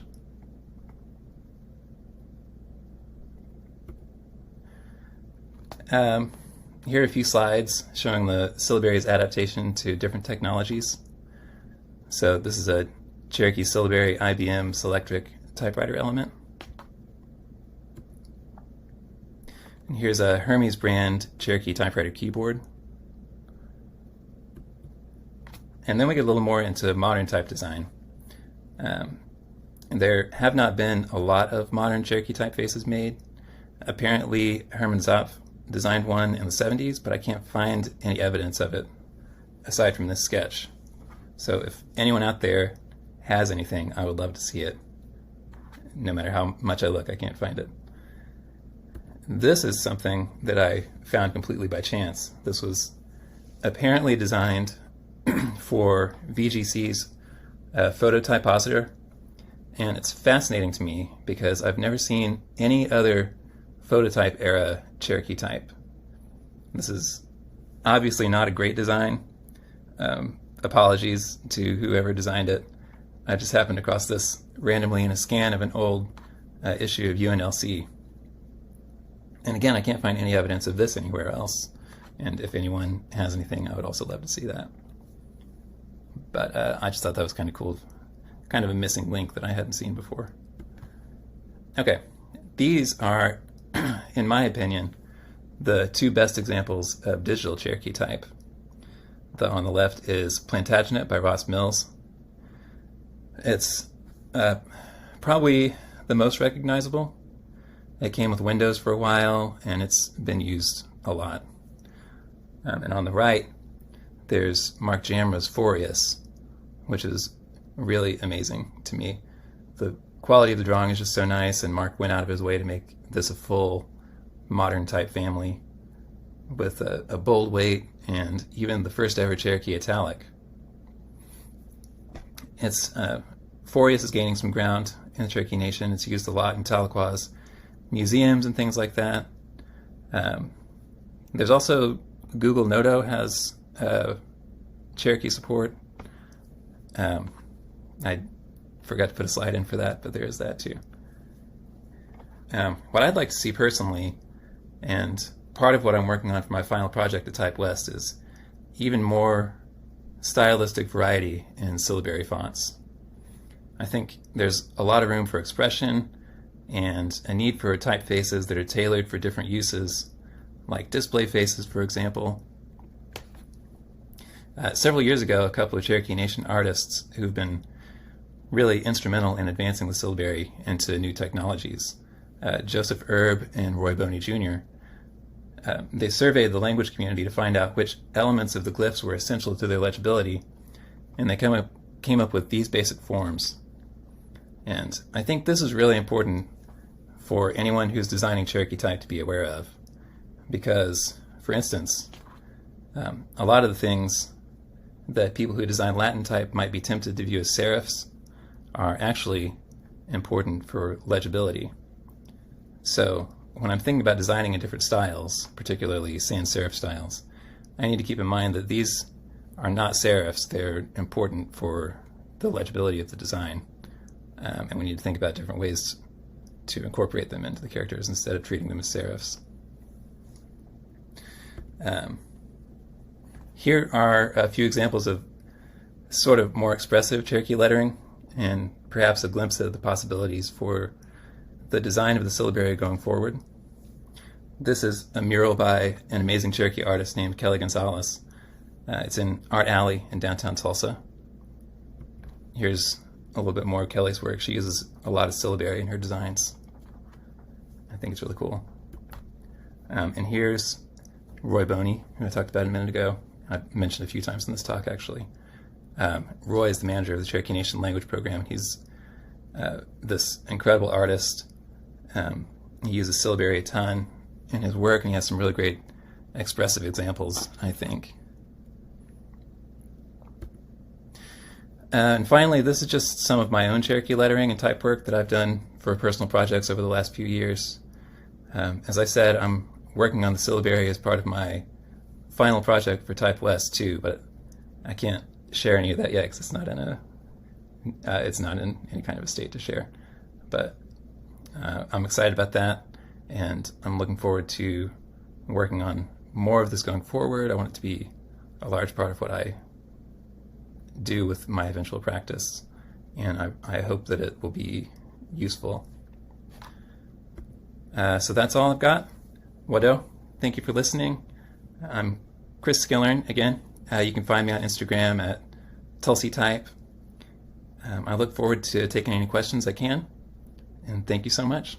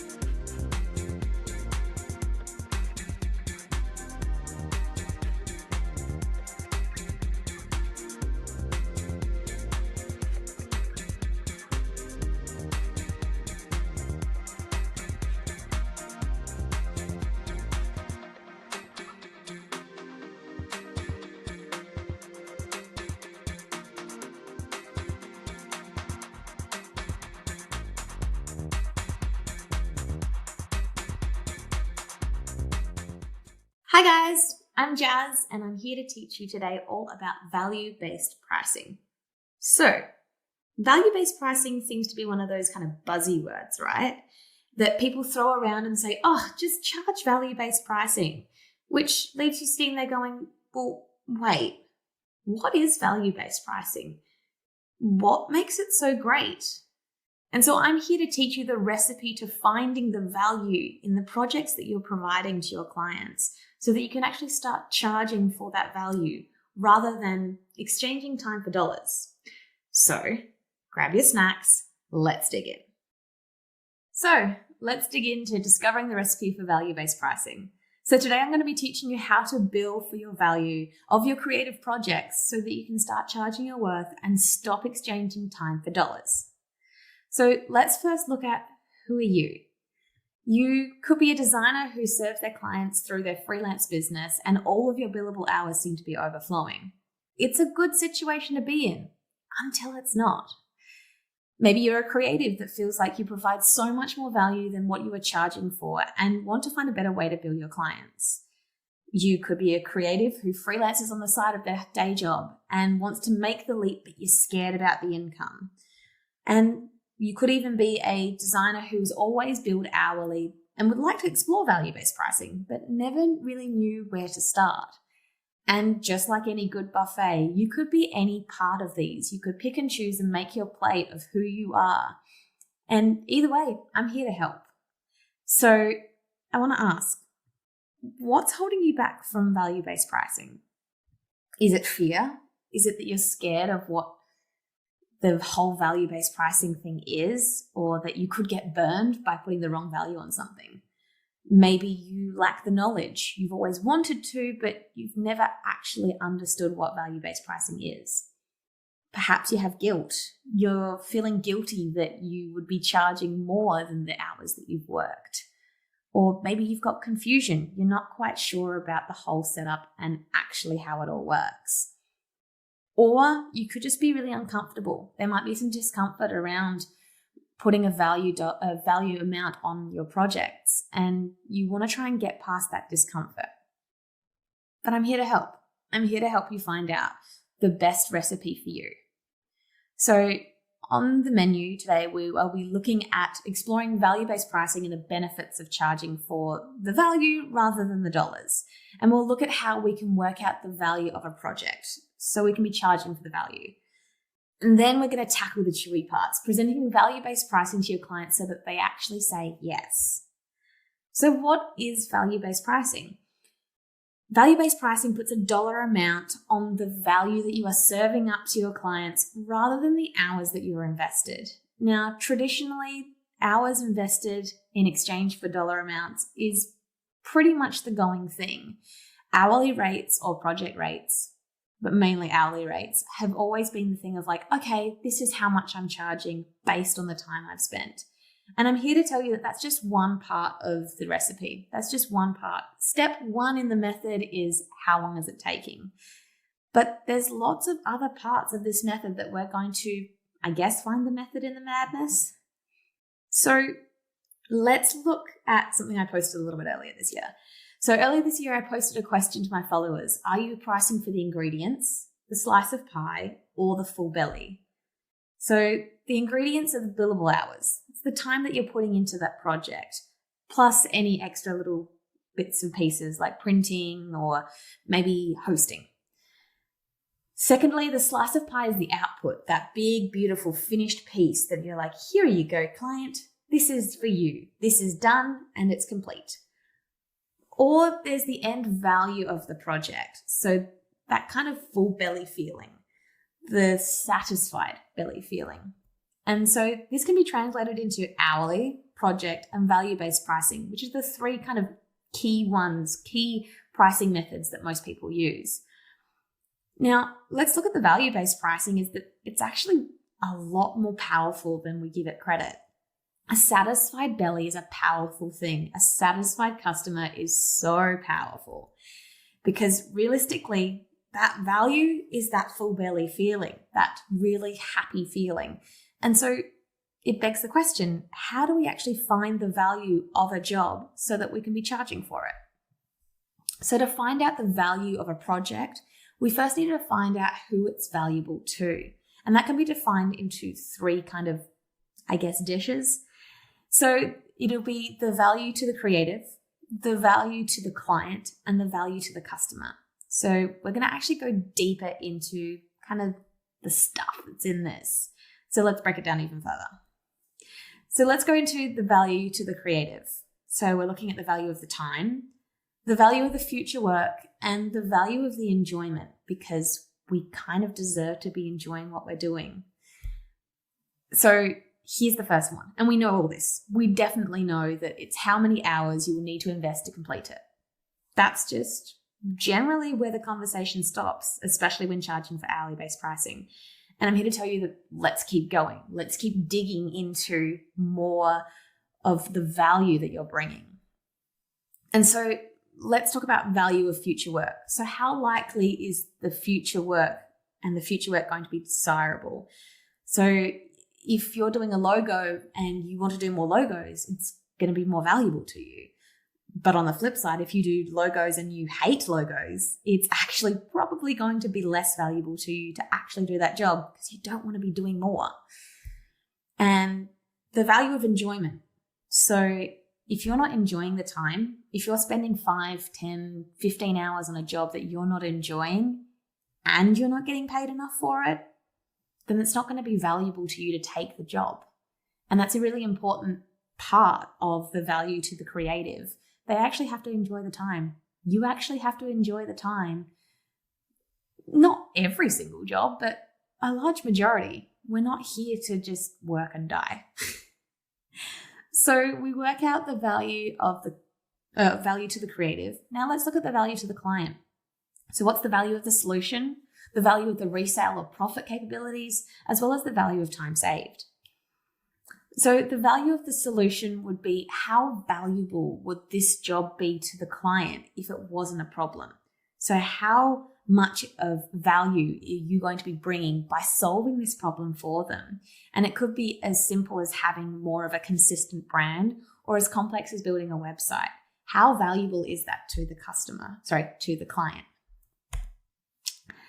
How much does the client look to make as a result of your service? So this is really important for things that are maybe product-based, or if the client is producing something that is going to make them money, you should be benefiting from that too. If you're helping your client make money, in which most design is, then you need to be considering that within your value-based pricing figure that you hand over at the start of the job.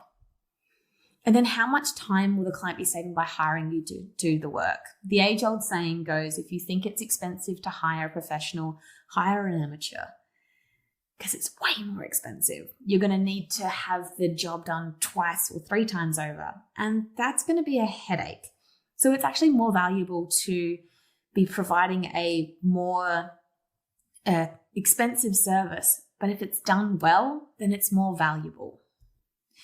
And thirdly, let's look at the value to the customer. Now, this is really important when it looks at more product bases, but also if you're doing a business-to-business transaction, you need to understand and consider what the business-to-customer transaction is happening so that you can work in that value at the very start of the project. So let's look at the value of the problem. So once again, what is the value to the customer if it solves their problem? If they're looking for the ideal dress to wear to a 50th birthday party, they're going to be looking at the value of that solving that problem. They want something that they're going to feel beautiful in. They want something that they're going to be like, yes, this is what I'm wearing. That's valuable. That's really valuable that you're able to provide that service to solve that problem. Now, the value of investment. So there's a big difference between a $20 dress and a $200 dress.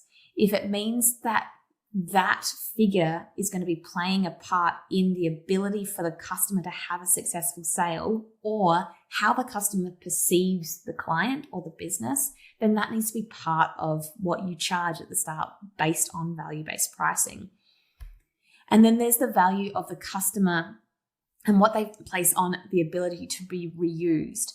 So someone who is interested in making that, for instance, dress, fulfill multiple events or last longer, they're going to be more willing to pay the $200 price tag because they know that it's going to last longer rather than the $20 one, which will be fast fashion. It will turn over quickly and they won't actually feel as good in it. They won't be standing there at the 50th birthday party just like, look at me, look at me. They're actually going to be sitting there going, oh, this was only $20. Or they could be like, this was only $20. But the value that someone can feel from being in something beautiful and expensive is really powerful. So let's look at this as an example for a website. So if you were creating a website for a client, you would consider the time. So say, for instance, in this situation, we're going investment of 30 hours at $100 an hour. So around $3,000 plus expenses, because there'll be things like hosting or themes or anything that is part of that process. For this, we want this work. We like this work. We enjoy it and we want more in the future. So this would be the value for this side of things. For the client, it's more valuable for them to have a working website. So say, for instance, this is a wine client. You're building a website for a wine client. It's valuable for you to solve the problem for them when you're able to provide a website that their customers can access and sell, especially during current times. We in Melbourne here are in yet another lockdown because of the global situation. And realistically, having a working website that is able to sell your product has never been more valuable. This website stands to make this wine client $10,000 extra per year. So that's pretty good when it comes to a return on investment. If they're investing in something that's going to make them more money, it's really valuable for you to look at, okay, how much more could it make them? And if they did it themselves, they could stuff up payments, they could stuff up all different parts of the process, and it might even not look like their branding because realistically, they're looking from a DIY perspective. Yes, it works sometimes, but not always. And it would actually be really costly if things stuffed up on that end. And then we're looking at the value to the customer. So the fact that they can order wine online, have Shiraz brought to their door, and they don't have to put on pants, win, right? So that's really valuable to the customer. And they're probably not going to go, oh, I want one bottle. They'll probably get 6 or they'll get a couple. And so maybe the average sale per person is about $100. And then the customer is buying that to be reused, or not necessarily with the wine situation, but a lot of the time customers are going, okay, well, I'm going to purchase this item and know that I can refill it or reuse it or have a recyclability possibility. So for this example, let's say it's $3,000, maybe $4,000 for the value of this website to the creative. And then looking at the client, it's about $10,000 profit over 1 year, just as a monetary base. And then if the customer average sale is $100 and they get 20 new clients, that's already $2,000 that they've made from that website. So for this one, I would probably put the value of around $6,000, maybe even a little more, especially if it's a customer base that is growing or booming. And there's nothing worse than looking back on a job and going, damn, I should have charged more. So just a note, just because you're calculating the value of the job doesn't mean you actually have to tell the client how much you think the project is worth. That's your calculations that you've done to calculate how much you should be charging. And don't know about you, but I don't think a conversation with, well, you're not valued very much is going to go down well with the client, right? So let's have a look at the theory of the brunch receipt. Now, this is a little story that I like to tell around the value that you place on everyday things. So say, for instance, you've gone out for breakfast or brunch over the weekend and you've gone to your favorite place because you know that you love that place. You know what you like, you know the exact meal that you're going to get. So you sit down, look at the menu, and there's lots of other different options, right? Different options, different values, different prices. And so this is where you can sit there and go, okay, I'm willing to pick my favorite meal because I'm willing to invest in how much that's worth. You can see the dollar amount. So you order the meal, it comes, you're satisfied, you're happy, you've got that full belly feeling, and that's valuable. That's valuable to you because you know that you are going to love it. And so that's that's value-based pricing at its finest form. You're not going to walk into the kitchen and say, hey, chef, how much were the eggs? How much was the potato rosti or whatever it ends up being? You're not going to sit there and go, okay, I'm going to cherry pick all the ingredients. You're paying for the experience, for the convenience of someone else bringing you your favorite meal, but you're also paying for the value that you're getting because you know that it's something that can be trusted. There's nothing wrong with charging for value. If you're bringing something that's more valuable than the items that is brought together, that's important. So billing for value is actually giving the person the opportunity to make a choice. You're giving them the opportunity to say, hey, actually, yes, I'm willing to invest in that. Or, no, I'm not willing to invest in that. It's not as valuable to me as it is to you. So for instance, if you were someone that was like, oh, $26 for the Eggs Benedict, I'm not interested. That means not that it's less valuable now, but you didn't have the same matched value in yourself, in your mind. And that's okay. Not everyone can afford the pie that you're serving. There's always going to be objections. Objections like others are cheaper than you, or you're too expensive for us, or we just can't afford you at the moment. And that's okay. But realistically, the way you price can be as creative as the work itself. You should be looking at pricing as a creative act. This is really important when you get past the, okay, this is what the project is, and go, okay, this is how much it's worth. Where can we find somewhere that we can both come to the table? So if they can't afford you, provide options. You might be able to offer them payment plans or deferred payments to help with their cash flow. Potentially, you could offer a retainer because that means more continuous and safer kind of workflow over an amount of time. And same with subscriptions. You could also be introducing barter or exchange within the transaction to help the monetary blow, but you still get something that is worth value. You should be adding value where you can and also negotiating value where there isn't necessarily budget. So you should be serving up that extra slice of value that doesn't actually increase your workload. Rather than making you work harder, let's work smarter. So if you're unsure what to charge at any point, ask more questions. Maybe you haven't asked enough questions to really get the information that you need to be able to charge the value. Lean on your community. If you've got someone else that you know who has done a job for that client before, ask questions because you're only going to be helping the industry as a whole. And go with your gut. If you feel like you're not charging enough, charge more. And if you feel like you're charging too much, then you're okay. Your costs need to scare you a little bit, otherwise you're too comfortable. And so I've got a freebie download here just for you, just for the TypeWknd viewers. So it actually works perfectly in conjunction with this presentation of discovering the recipe for value-based pricing. Your next job, you'll be able to break down into the value to the creative, aka you, the value of the client, and the value to the customer. And this way we're going to be able to work out, okay, where is the value sitting? So if you head to easyaspiepricing.com/TypeWknd, you can download your freebie. So there you have it. Mwah. The recipe to value-based pricing has been served up on a silver platter for you. But if you still have questions, I'm going to be hanging around for the next 10 minutes for Q&A, as well as feel free to jump on to easyaspiepricing.com/TypeWknd to grab your freebie, or connect with me on Instagram at jhdesigns. I can't wait to have you at my next table, and have a great day. Now, go and get a snack.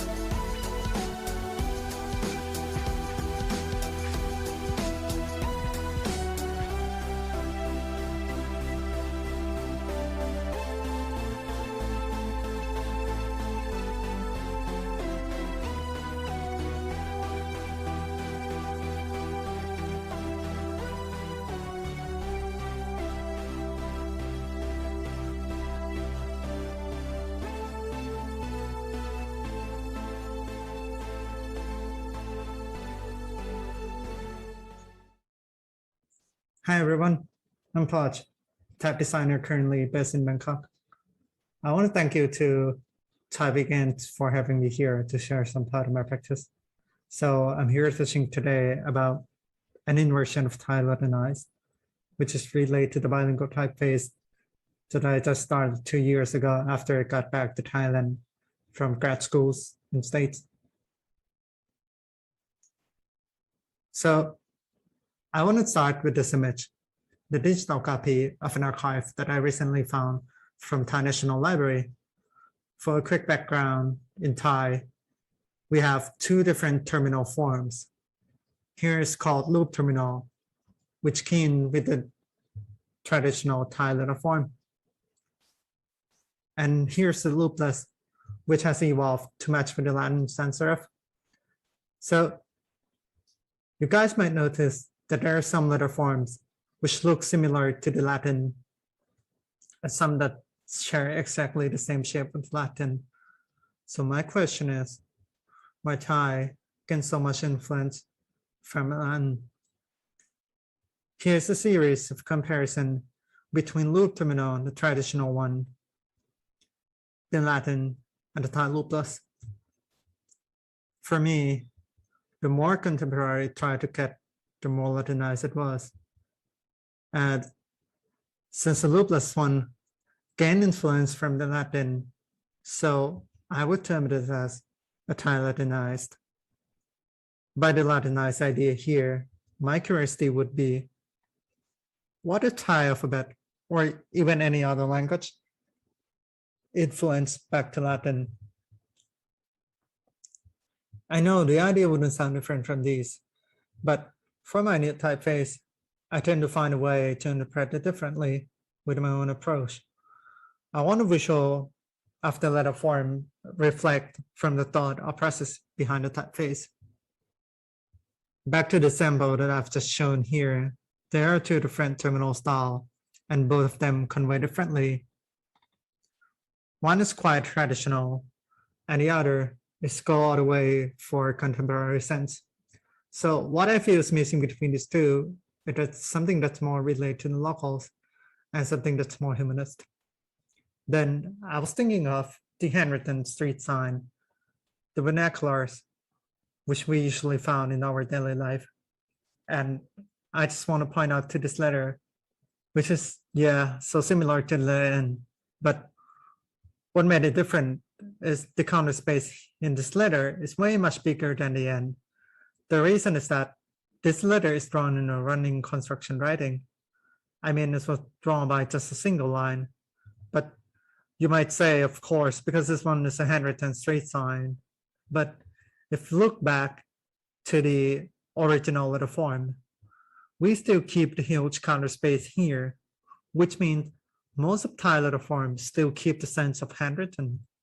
So my approach for this new bilingual typeface, I want to bring Thai to influence Latin by adding a running construction writing to the Latin. And here's the end result with, since I add the running construction to the Roman, that's pretty much like an upright italic, as you might notice from this lowercase k and the uppercase R and G. They will also apply the idea of single stroke as well. With the true italic, basically, it was adopted from the component that I was used in the upright, like the notch in the middle of the blue and the tail in the L. It's also applied to the letters, like H and N or R in the italic that I have a notch and the tail there. For the Thai version, since I already brought Thai to influence Latin, so for some letter, I basically use the same shape with the Latin to Thai, which is still readable for Thai. So here's some setting between Thai and Latin. And I just want to sharing some cases that I have learned through the design process of this typeface. I want to point out to this letter, it's called Kai, which in the handwritten, it is so similar to the letter in front of it, which is called Bomai. You might see that both of them almost share the same form, but one is wider and another is just slightly narrower. And here's the traditional letter form of these two letters. What actually makes two of them different is in Kokai, it has a neck right after the loop. So this is kind of the first draft that I tried with this letter form, but this doesn't work out because this one is not different enough, and also it was way too old style. So I tried with this one, which is close to the letter V, but it still doesn't look right. And because in Thai letters, we didn't have much of diagonal stroke letters, so this would jump out and won't get along well with the rest in terms of texture. Then I came up with these, but because I didn't have the slab shape in the bottom anywhere else, so it's not going to work out. And when I cut it out, it still looks slant to the right. So I slightly shifted back and try to compromise with this counter spade on both sides. And this is the end result. In comparison with the traditional letter form. And they're still working fine with the rest and still give a nice consistency in terms of texture. The second case is from the process during the production of the true italic cut. So they were slanted with the same calculated angle. And yeah, we still with the same letter Kokai. You might notice that the front part of this letter looks way more slanted than the other stems. So I tried to tilt it back, but it's still not there. So I decided to slant the whole shape back with the -2 degree. And I think it's almost there. The front part is make it right. Then I went with a -4, and the front part is looking good here. But with the back, it's not the same angle with the rest of the stems.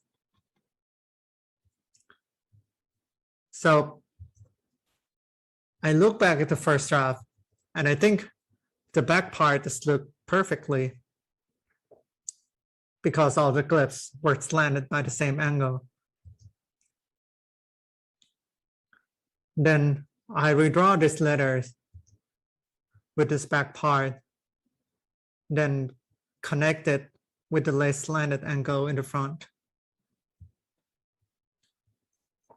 And it works much smooth with the rest. So what I just learned from this case was to produce the italic cut of the handwritten font.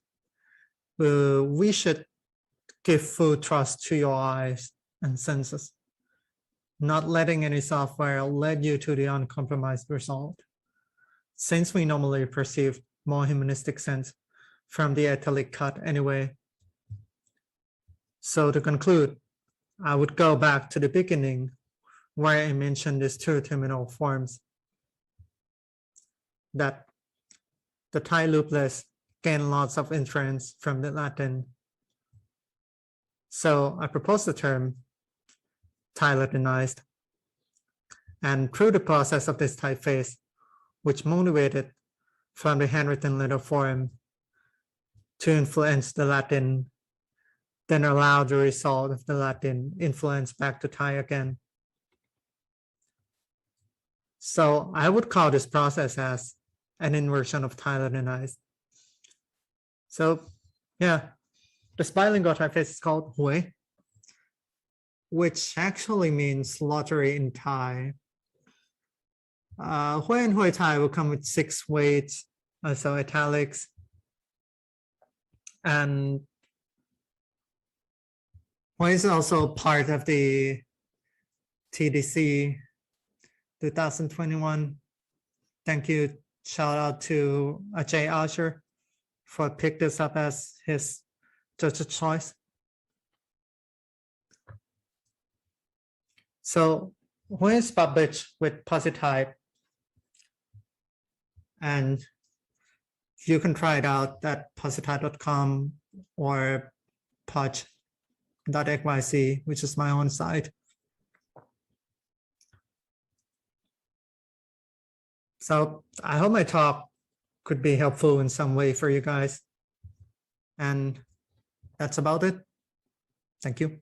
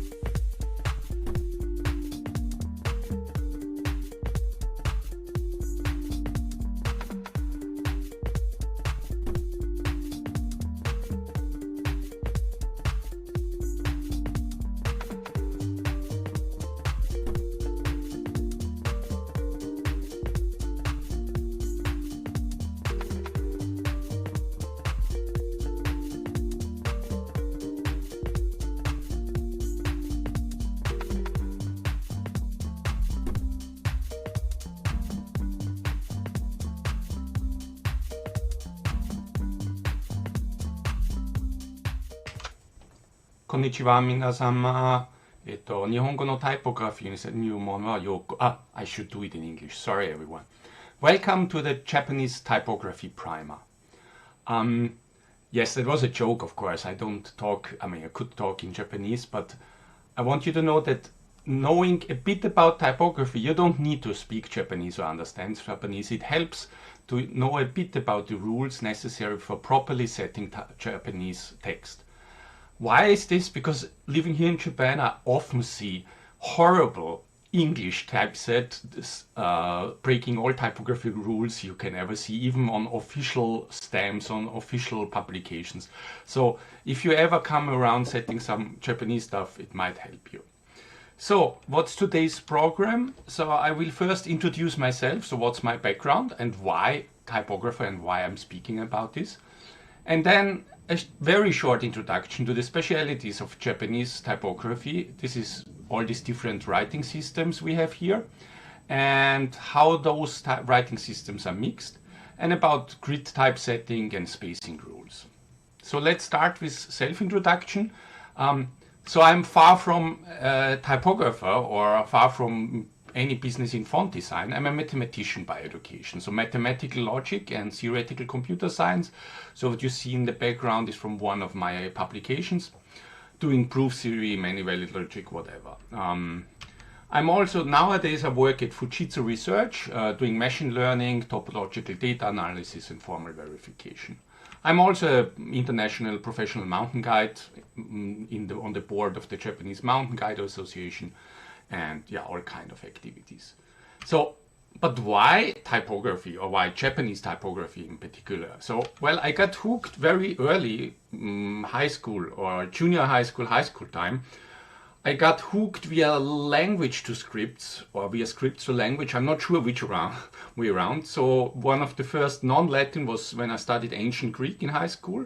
Yeah, I learned the Greek alphabet, and Russian, where I learned the Cyrillic. I went on, while studying mathematics, I also studied Tibetan at the university. So I learned Tibetan letters, and then it was necessary for Tibetan to learn Sanskrit, so I learned also Devanagari.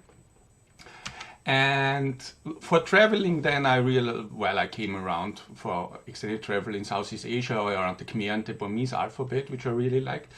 And well, around 11 years ago I moved to Japan, and now, well, I'm here and doing a lot with Japanese printing and typesetting. Well, there are a lot of things to do. Still, I really want to learn Arabic, Hebrew and Hangul.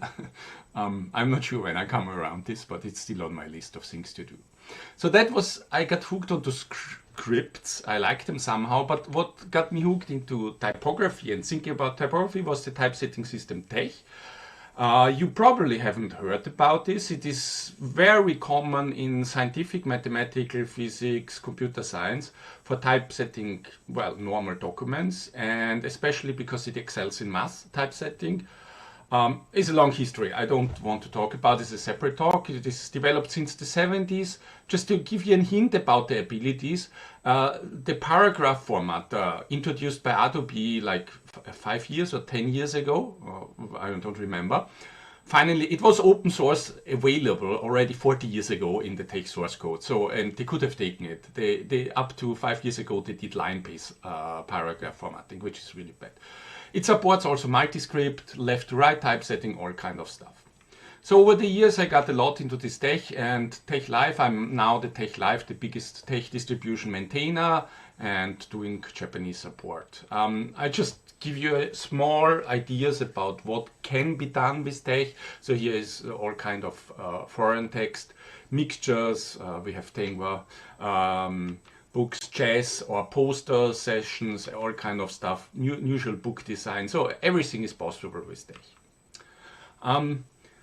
Also, we don't have really time now for a long introduction to the history of the typesetting or history of the Japanese types. I want to show you a few examples that are quite interesting to see what a wide variety of writing system and writing styles there are in Japan.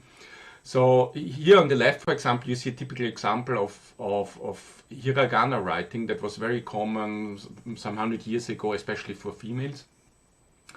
Also very common stuff is that on paintings and poems are combined. So this is then, well, the poems are written, of course, in very calligraphic style.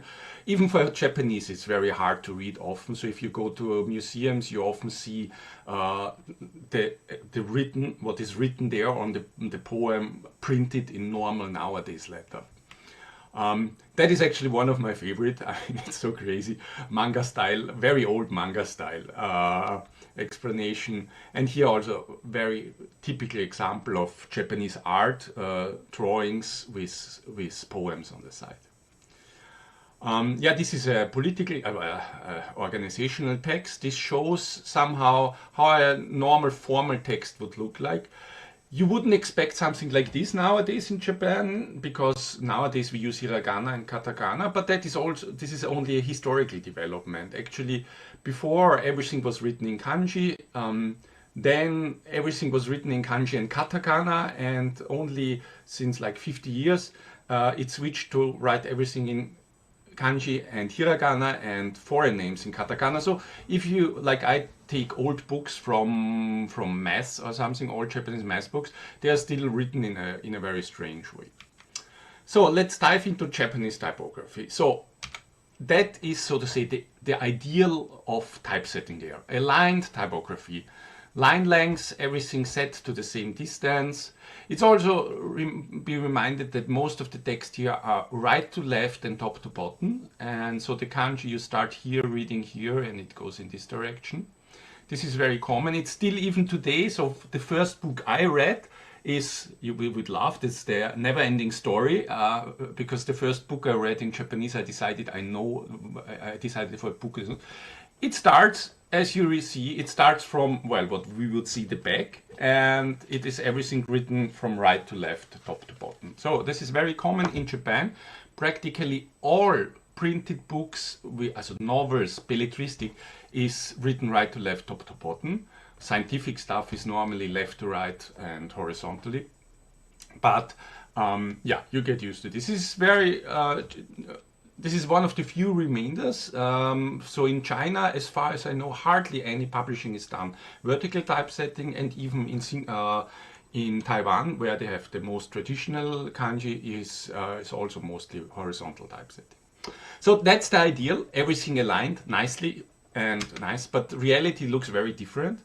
Well, out of many different reasons, right? First, we have a lot of different writing systems here. You see here, we have normal kanji, we have hiragana, we have Roman letters.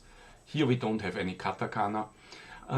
So this is the reality with punctuation, with typesetting in Japan nowadays.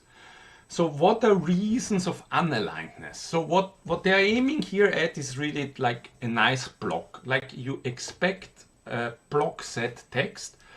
The line lengths are all the same, vertically or horizontally, besides the last one, and properly fill the line. So this is, in the ideal sense, this is very easy. Why? Because the kanji have all the same dimension, right? They have all the same size. If you know a bit about font technologies, so with normal fonts you have these kerning tables and glyph size tables. Long time ago, you might remember installing Type 1 fonts with PFM font matrix that give the typesetting system an idea about what the size of the letters are. Right? In Japanese or Chinese, in all these kanji, this is rather easy. They are all one size, right? More or less. We will see there are some half-size letters, but most of them are a single-sized letter. Like here, practically everything you see, besides these parentheses, the final dot, and yeah, the comma here, they are a bit different. So this is the reason why things are getting a bit unaligned. Yeah? So there are different writing systems. You will look at this in a moment. Then punctuation systems. And then there are, of course, like with also in the Latin typesetting, special rules for orphans and widows. And then also different typographic development concerning hanging punctuation or indentation and this kind of stuff. So we will go through this slowly. Okay, let's first look at the writing systems in Japan. So there are 4 different in permanent use, right? So the kanji here, by the way, this is one of my favorite kanji, and this it's utsu, depression or melancholy. It was one of the first kanji I learned writing, because my teacher was always funny, and decided I should learn one of the most complicated kanji first. Then hiragana, which is nowadays used for a lot of words, but also for grammatical changes. So the kanji are used for the main, for verbs and nouns and expressions, while the hiragana are used for changes in the grammar and indications. Katakana, this form here, is nowadays used well, not exclusively, but mostly for foreign words. My name is normally written in katakana. In science, a lot of expressions are written in katakana as well. And then there are romaji, that's called romaji. Roman, GG is characters or Roman letters. They are normally also appearing in a running text. So, as I said before, it's vertical and horizontal. Both are common, very common. So horizontal typesetting is like what you start normally from left to right, top to bottom, what we are used to. This is very common, especially for technical text and newspapers. Well, they have a mixture of newspapers, but technical, anything that, well, scientific, yeah, business reports, this kind of stuff. Vertical typesetting is for novels, yeah, newspaper also, novels, everything but normal reading material. And you see, it's not just that you turn everything to the right, right? Because the characters are not turned, the characters stay upright, right? And they are put just vertically, but it's not completely, because, for example, the dot and the commas, the punctuations, they have special rules. They put here on the right corner and not on the left, like you would expect if you just turn it around. And you see also here that, for example, Roman letters are mixed in here because it's a long word in a turnstile fashion. So both are very common, and there are slight differences in the font and in the layout of in modern open type fonts. So how do you mix Roman letters into vertical text? There are actually several ways. The first, for like short abbreviations, it's very common to use just the same size, the character frame here, same sized Latin letters in the running text, because that makes it very natural from the spacing. In fact, most Japanese fonts actually have Roman alphabet included that fits exactly the kanji size. So if you would type a normal Latin text with this, it would look horrible, but in vertical typesetting in this way it is fine. For longer words, that doesn't work. I mean, you can do it, but especially with lowercase, it wouldn't look very nice. So for longer text, we just turn around the Roman letters by 90 degrees and put it in, and then there is a small space separating here. So here there is no space because they fit just exactly in the size and are designed to properly match in size and spacing with the kanji. But here a small space is included. I will talk about this later. There are a lot of other options. So for example, for numbers, it's very common to put, for example, 2 numbers into the frame here. And actually, you see even 4 numbers sometimes, very small one in newspapers to save space. So there are a lot of different options to this kind of stuff. You see, it's getting quite cramped here, but well, that's... So these are the 3 ways normal letters Roman letters are mixed normally into Japanese text. So how is the spacing done? As I mentioned before already, if you would put them straight up with the kanji frame, there would be ugly spacing around here. So normally here a quarter of an M is inserted before and after the Latin text, so between kanji and Roman letters.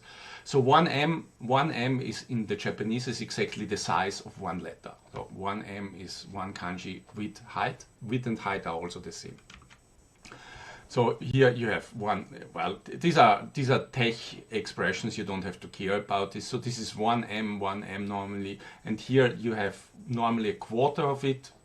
In tech you can actually define different sizes, but the default is 1/4 of this.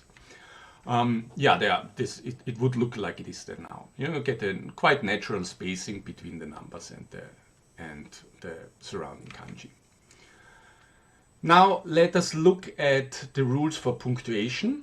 So punctuation, they are so-called half-width letters, because you see here they are only half the width of a full kanji.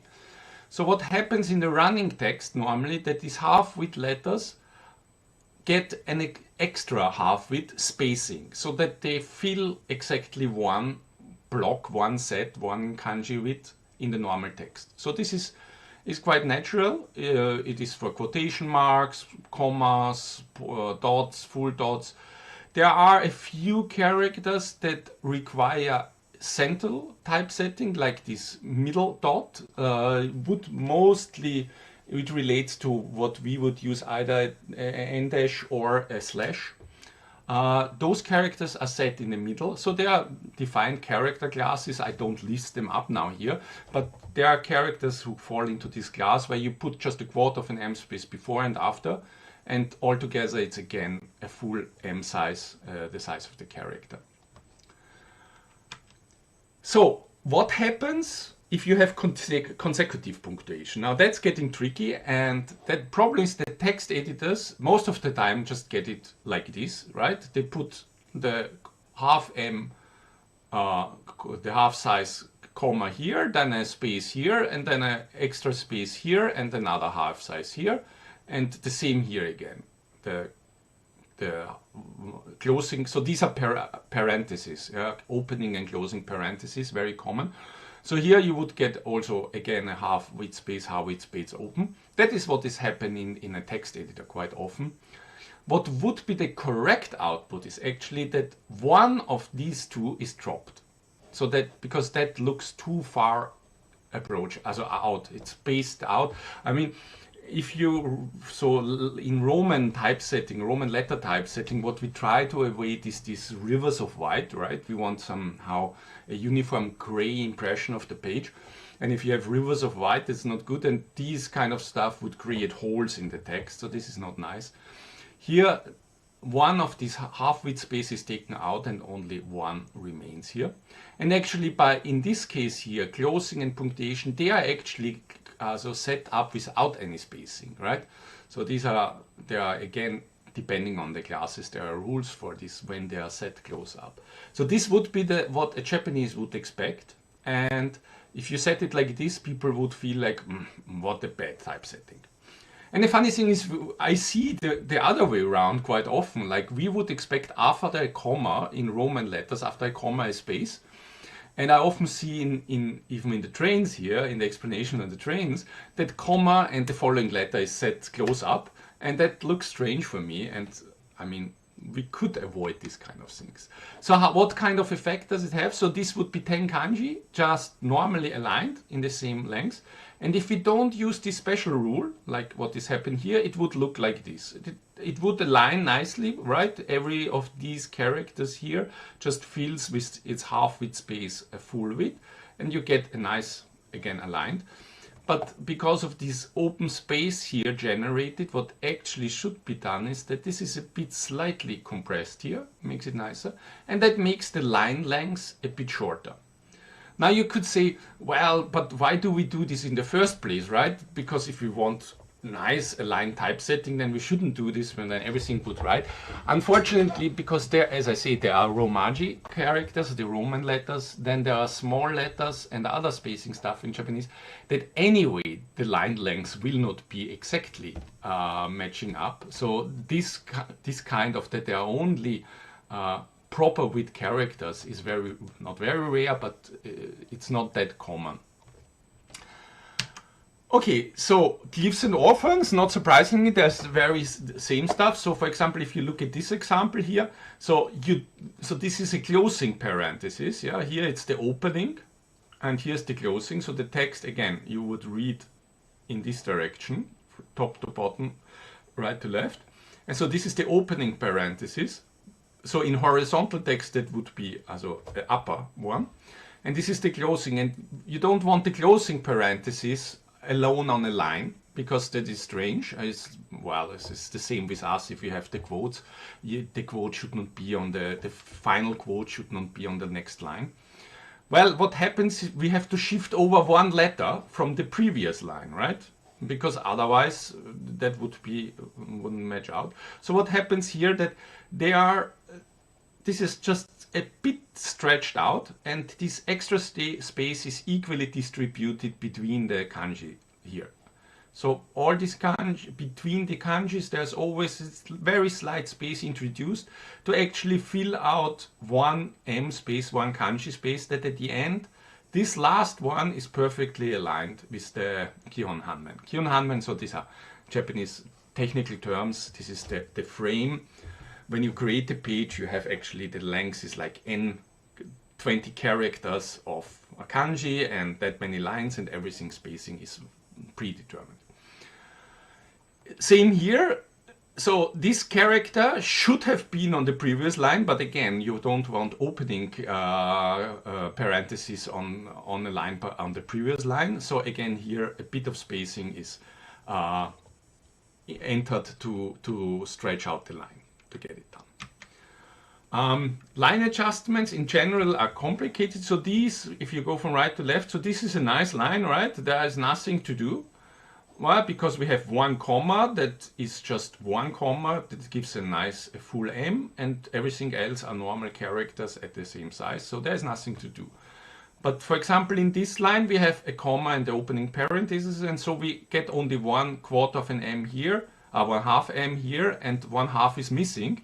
So that hangs out here. Well, that's not good, that we don't want. So what happens is that, well, the interline space here and here is slightly compressed. Everything is slightly compressed, that we can push in the re, this is re, down into the line, that the last character is perfectly aligned. Another example, so for example, this one here would be one of these cases. We don't want the opening parenthesis on the previous line. So this is pushed to the next. And then, well, everything has again to be stretched out by entering white space between each of the kanji here on this line. Another example of line adjustment here again. So for example, here, this is a normal line. Everything works out nicely because there are no consecutive punctuation marks. This is 1M, 1M. So this first line is perfect, no problem. And the second line is here we lose 1M, right? Because we have, well, consecutive punctuation. And so what happens that this space is here a bit reduced, that we fill the line exactly to the first line. And here we have again, these two are set up close because there are two closing parentheses. And so again, we have 1M here that is extra that need to be again stretched out a bit. The rest of the line, that we fill the line perfectly to the last. And here we have a normal line. That the last line is always easy because, well, you have enough space left. You just put everything like it should. So this is a very common example. This should in principle be done automatically, right, by the typesetting system. Unfortunately, many typesetting systems don't support this. So in closing, this is actually from the Chinese specification of the Worldwide Consortium, but it fits very well also to the Japanese one. Yeah, this text alignment is an important feature, right? It is expected the text is aligned top bottom, so flush left, flush right, this kind of stuff is hardly used, and so the spacing has to be the spacing and tracking should be properly insert into between the Han, or Han characters are the Chinese expression, or the kanji in Japanese, and also between the Western and the Han, but please don't start spacing Japanese row margin characters. Okay, so thanks everyone for your attention. That was a very short primer. There is much more to say. You can contact me here. We have a Q&A session, I hope. I'm not sure if this in this online session. And I'm looking forward for everyone's comments and questions via email or via the online session, and I'm looking also forward to the other talks. Thanks a lot for your attention.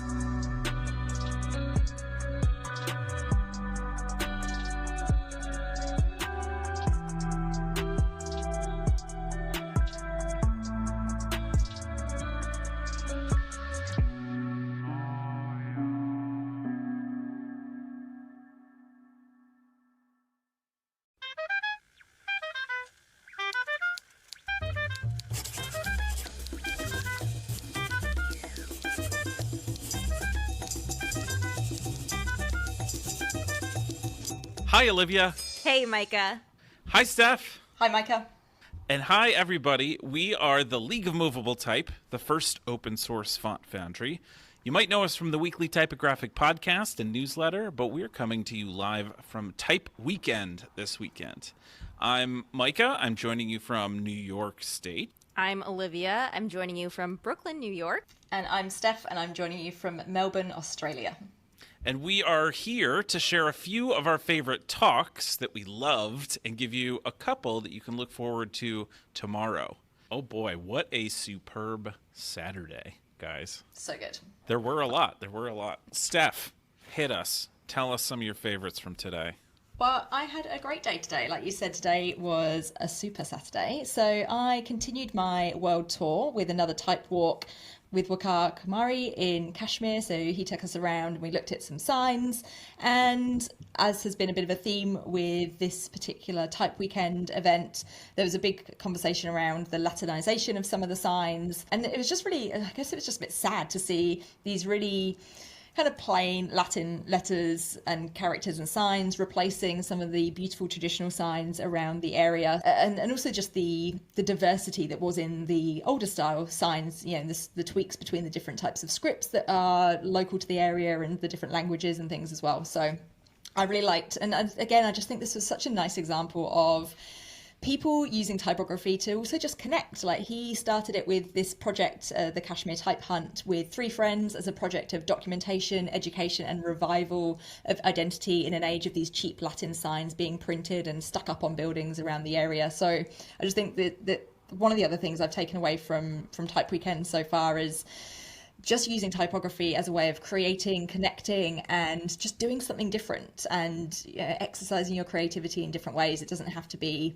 designing a typeface to be doing something in typography, which I think is very satisfying and very exciting. The other talk that I really enjoyed today, which I had a little teaser to yesterday, was Exploring the Cherokee Syllabary by Cris Skillern.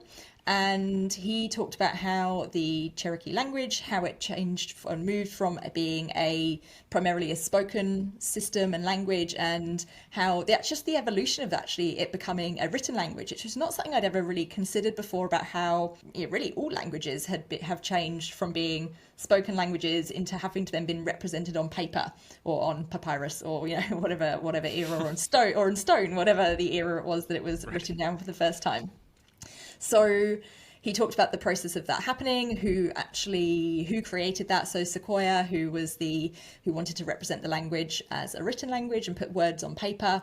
And then the 2 people who helped actually create the printing press, which not just created the printing press, who actually created metal type for the printing press that represented the Cherokee language, which was super interesting. I really enjoyed that talk. Definitely one to go and watch today, or go back and watch today if you missed that particular one. And how now a lot of modern typefaces in the digital world don't actually support Indigenous languages more generally, not just the Cherokee language. So what we can be doing, again, thinking about to make sure that we can support these languages. And I know there's some projects happening here in Australia that are doing that, certainly with in Australian Indigenous languages as well, through Liv King is working on one of those as well. The other one I really also enjoyed, The Primer on Japanese Typography Rules by Norbert Preining. He was talking about, he's actually a mathematician and a mountain guide. There we go, how cool is that? As a diverse a diverse pathway into typography. He's not a typographer in a kind of traditional sense, but what he does talk about is how to typeset in kanji. And one of the things I just thought was amazing, which I didn't know previously, is that kanji is all the same size. So it means kerning is incredibly easy because your letters are the same width and height as each other. Your characters, are the same width and height as each other, which is very interesting. But there is then complexity when you're bringing in the 4 different writing systems in Japan. Some are horizontal, some are vertical, and then also if you're mixing Roman letters into that as well, and the complexities that does, because Roman characters kind of ruin everything because they're not all the same width. Shoot, that's fascinating. Today I was didn't a know great that one. either. Yeah. Olivia, your turn. What'd you love today? All right, guys, a couple highlights that I'm a big fan of. So, like I mentioned yesterday, I was really looking forward to Atefe Mohammadi's talk, and that's Letters Can Speak to You with Different Tones, the Cultural Narrative of Arabic Typefaces. Incredibly eye-opening. Talks about how the authenticity and integrity of Arabic script is often lost in Arabic typefaces when they're not designed by Arabic speakers or are not designed by people that are native to the language. And she specifically talks about the issue when Arabic type is just thought about as being totally optimized for the web. So she actually starts her presentation by talking about pixel placement and how and she gives two examples of Arabic script typefaces that were designed completely for web compatibility in mind, but then kind of strips it of all familiarity to Arabic culture and strips it of any familiarity to the writing tool that is originally used for Arabic. It really reminded me of Natalie Snodgrass's presentation a couple days ago about why typeface designers need the knowledge of writing tools and calligraphic history of type to actually design it, because, Atefe goes through all these issues. She discusses the principles of readability for Arabic script, things like baseline measurements, ascenders and descender heights.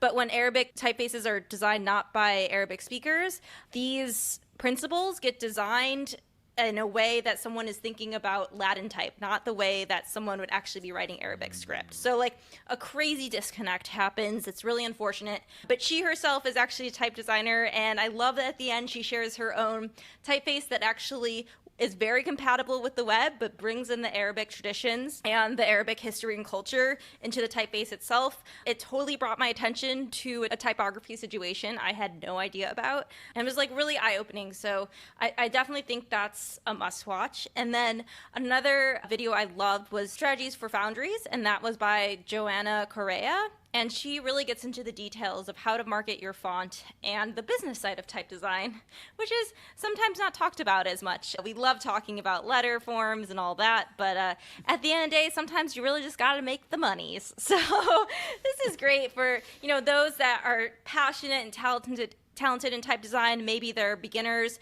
and they're getting their work out there, but they don't quite understand the process of selling type and making money off of it. I think Joanna really offers a great framework and a process to follow.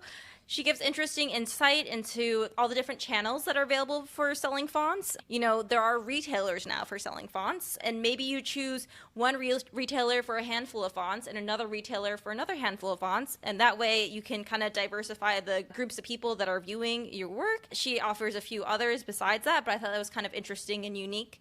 And, we're in a world where there's infinite ways to market our typefaces, so I think this will help you think critically about what decisions you want to make when you're ready to sell your font. Wow, I like that. That's neat. Very neat. How about you, Micah?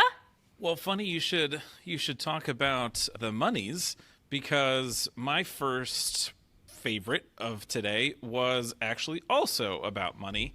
It was Discovering the Recipe to Value-Based Pricing by Jasmine Jazz Holmes.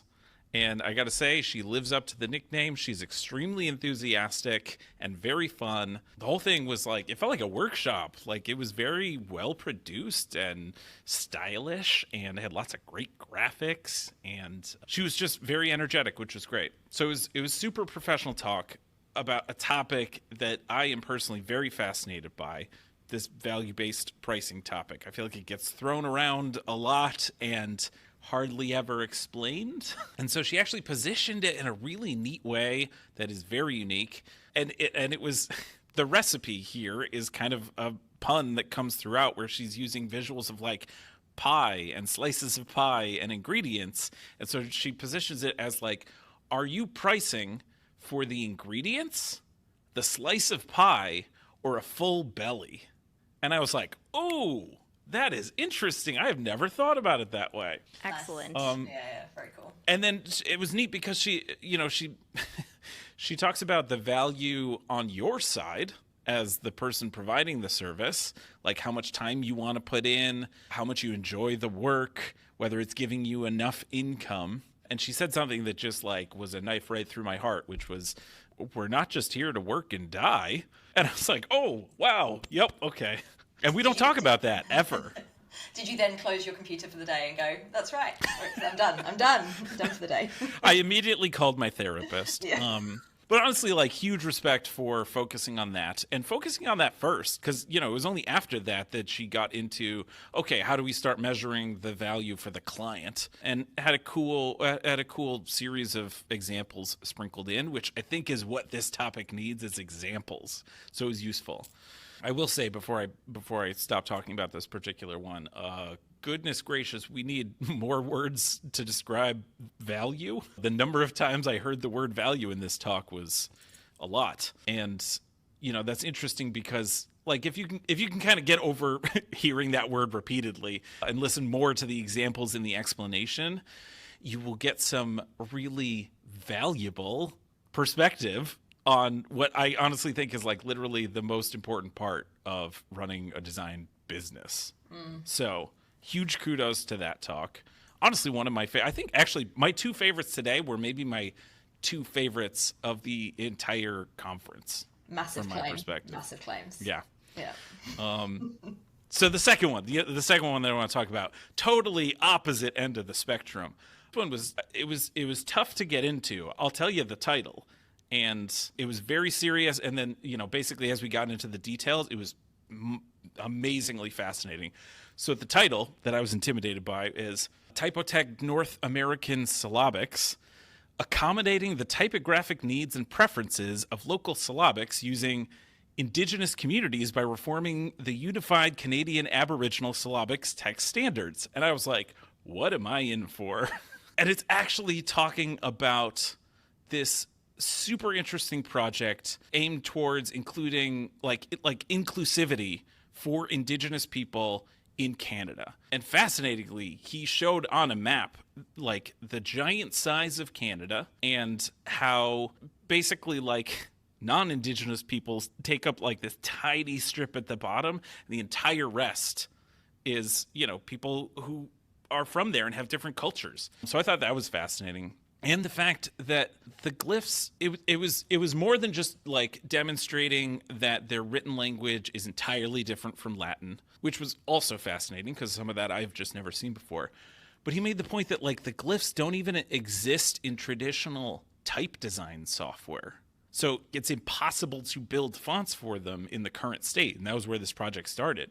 So they had to design the glyph set first, which, you know, he then kind of detailed what syllabics are and how they work and how they're very different from other written languages, which was very fascinating. And then went into some details of examples and usage and some of the unique complexities from designing specific shapes like this in the way that it's used. And I thought even more interesting than all of that, further in, he kind of details why the lack of Unicode support for characters in this language caused issues for the people, and how they were kind of using custom glyphs in order to communicate, but that meant that they had to design a unique keyboard for, you know, that community, which was wild to me. Like they couldn't use a traditional keyboard because it wasn't in the glyph set. And so they went to the fantastic trouble of actually proposing a change to the Unicode standard and getting it approved so that this could be supported in this particular community. And I think they did this with a few different communities.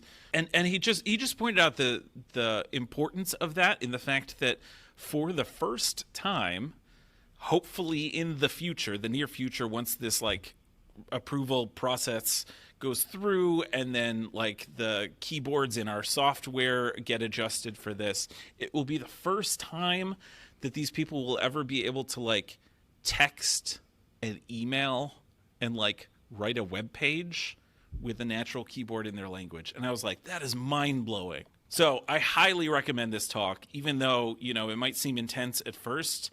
Kevin King is the speaker and runs this project, and he did a fantastic job of like explaining all this background. So cool. That sounds incredible.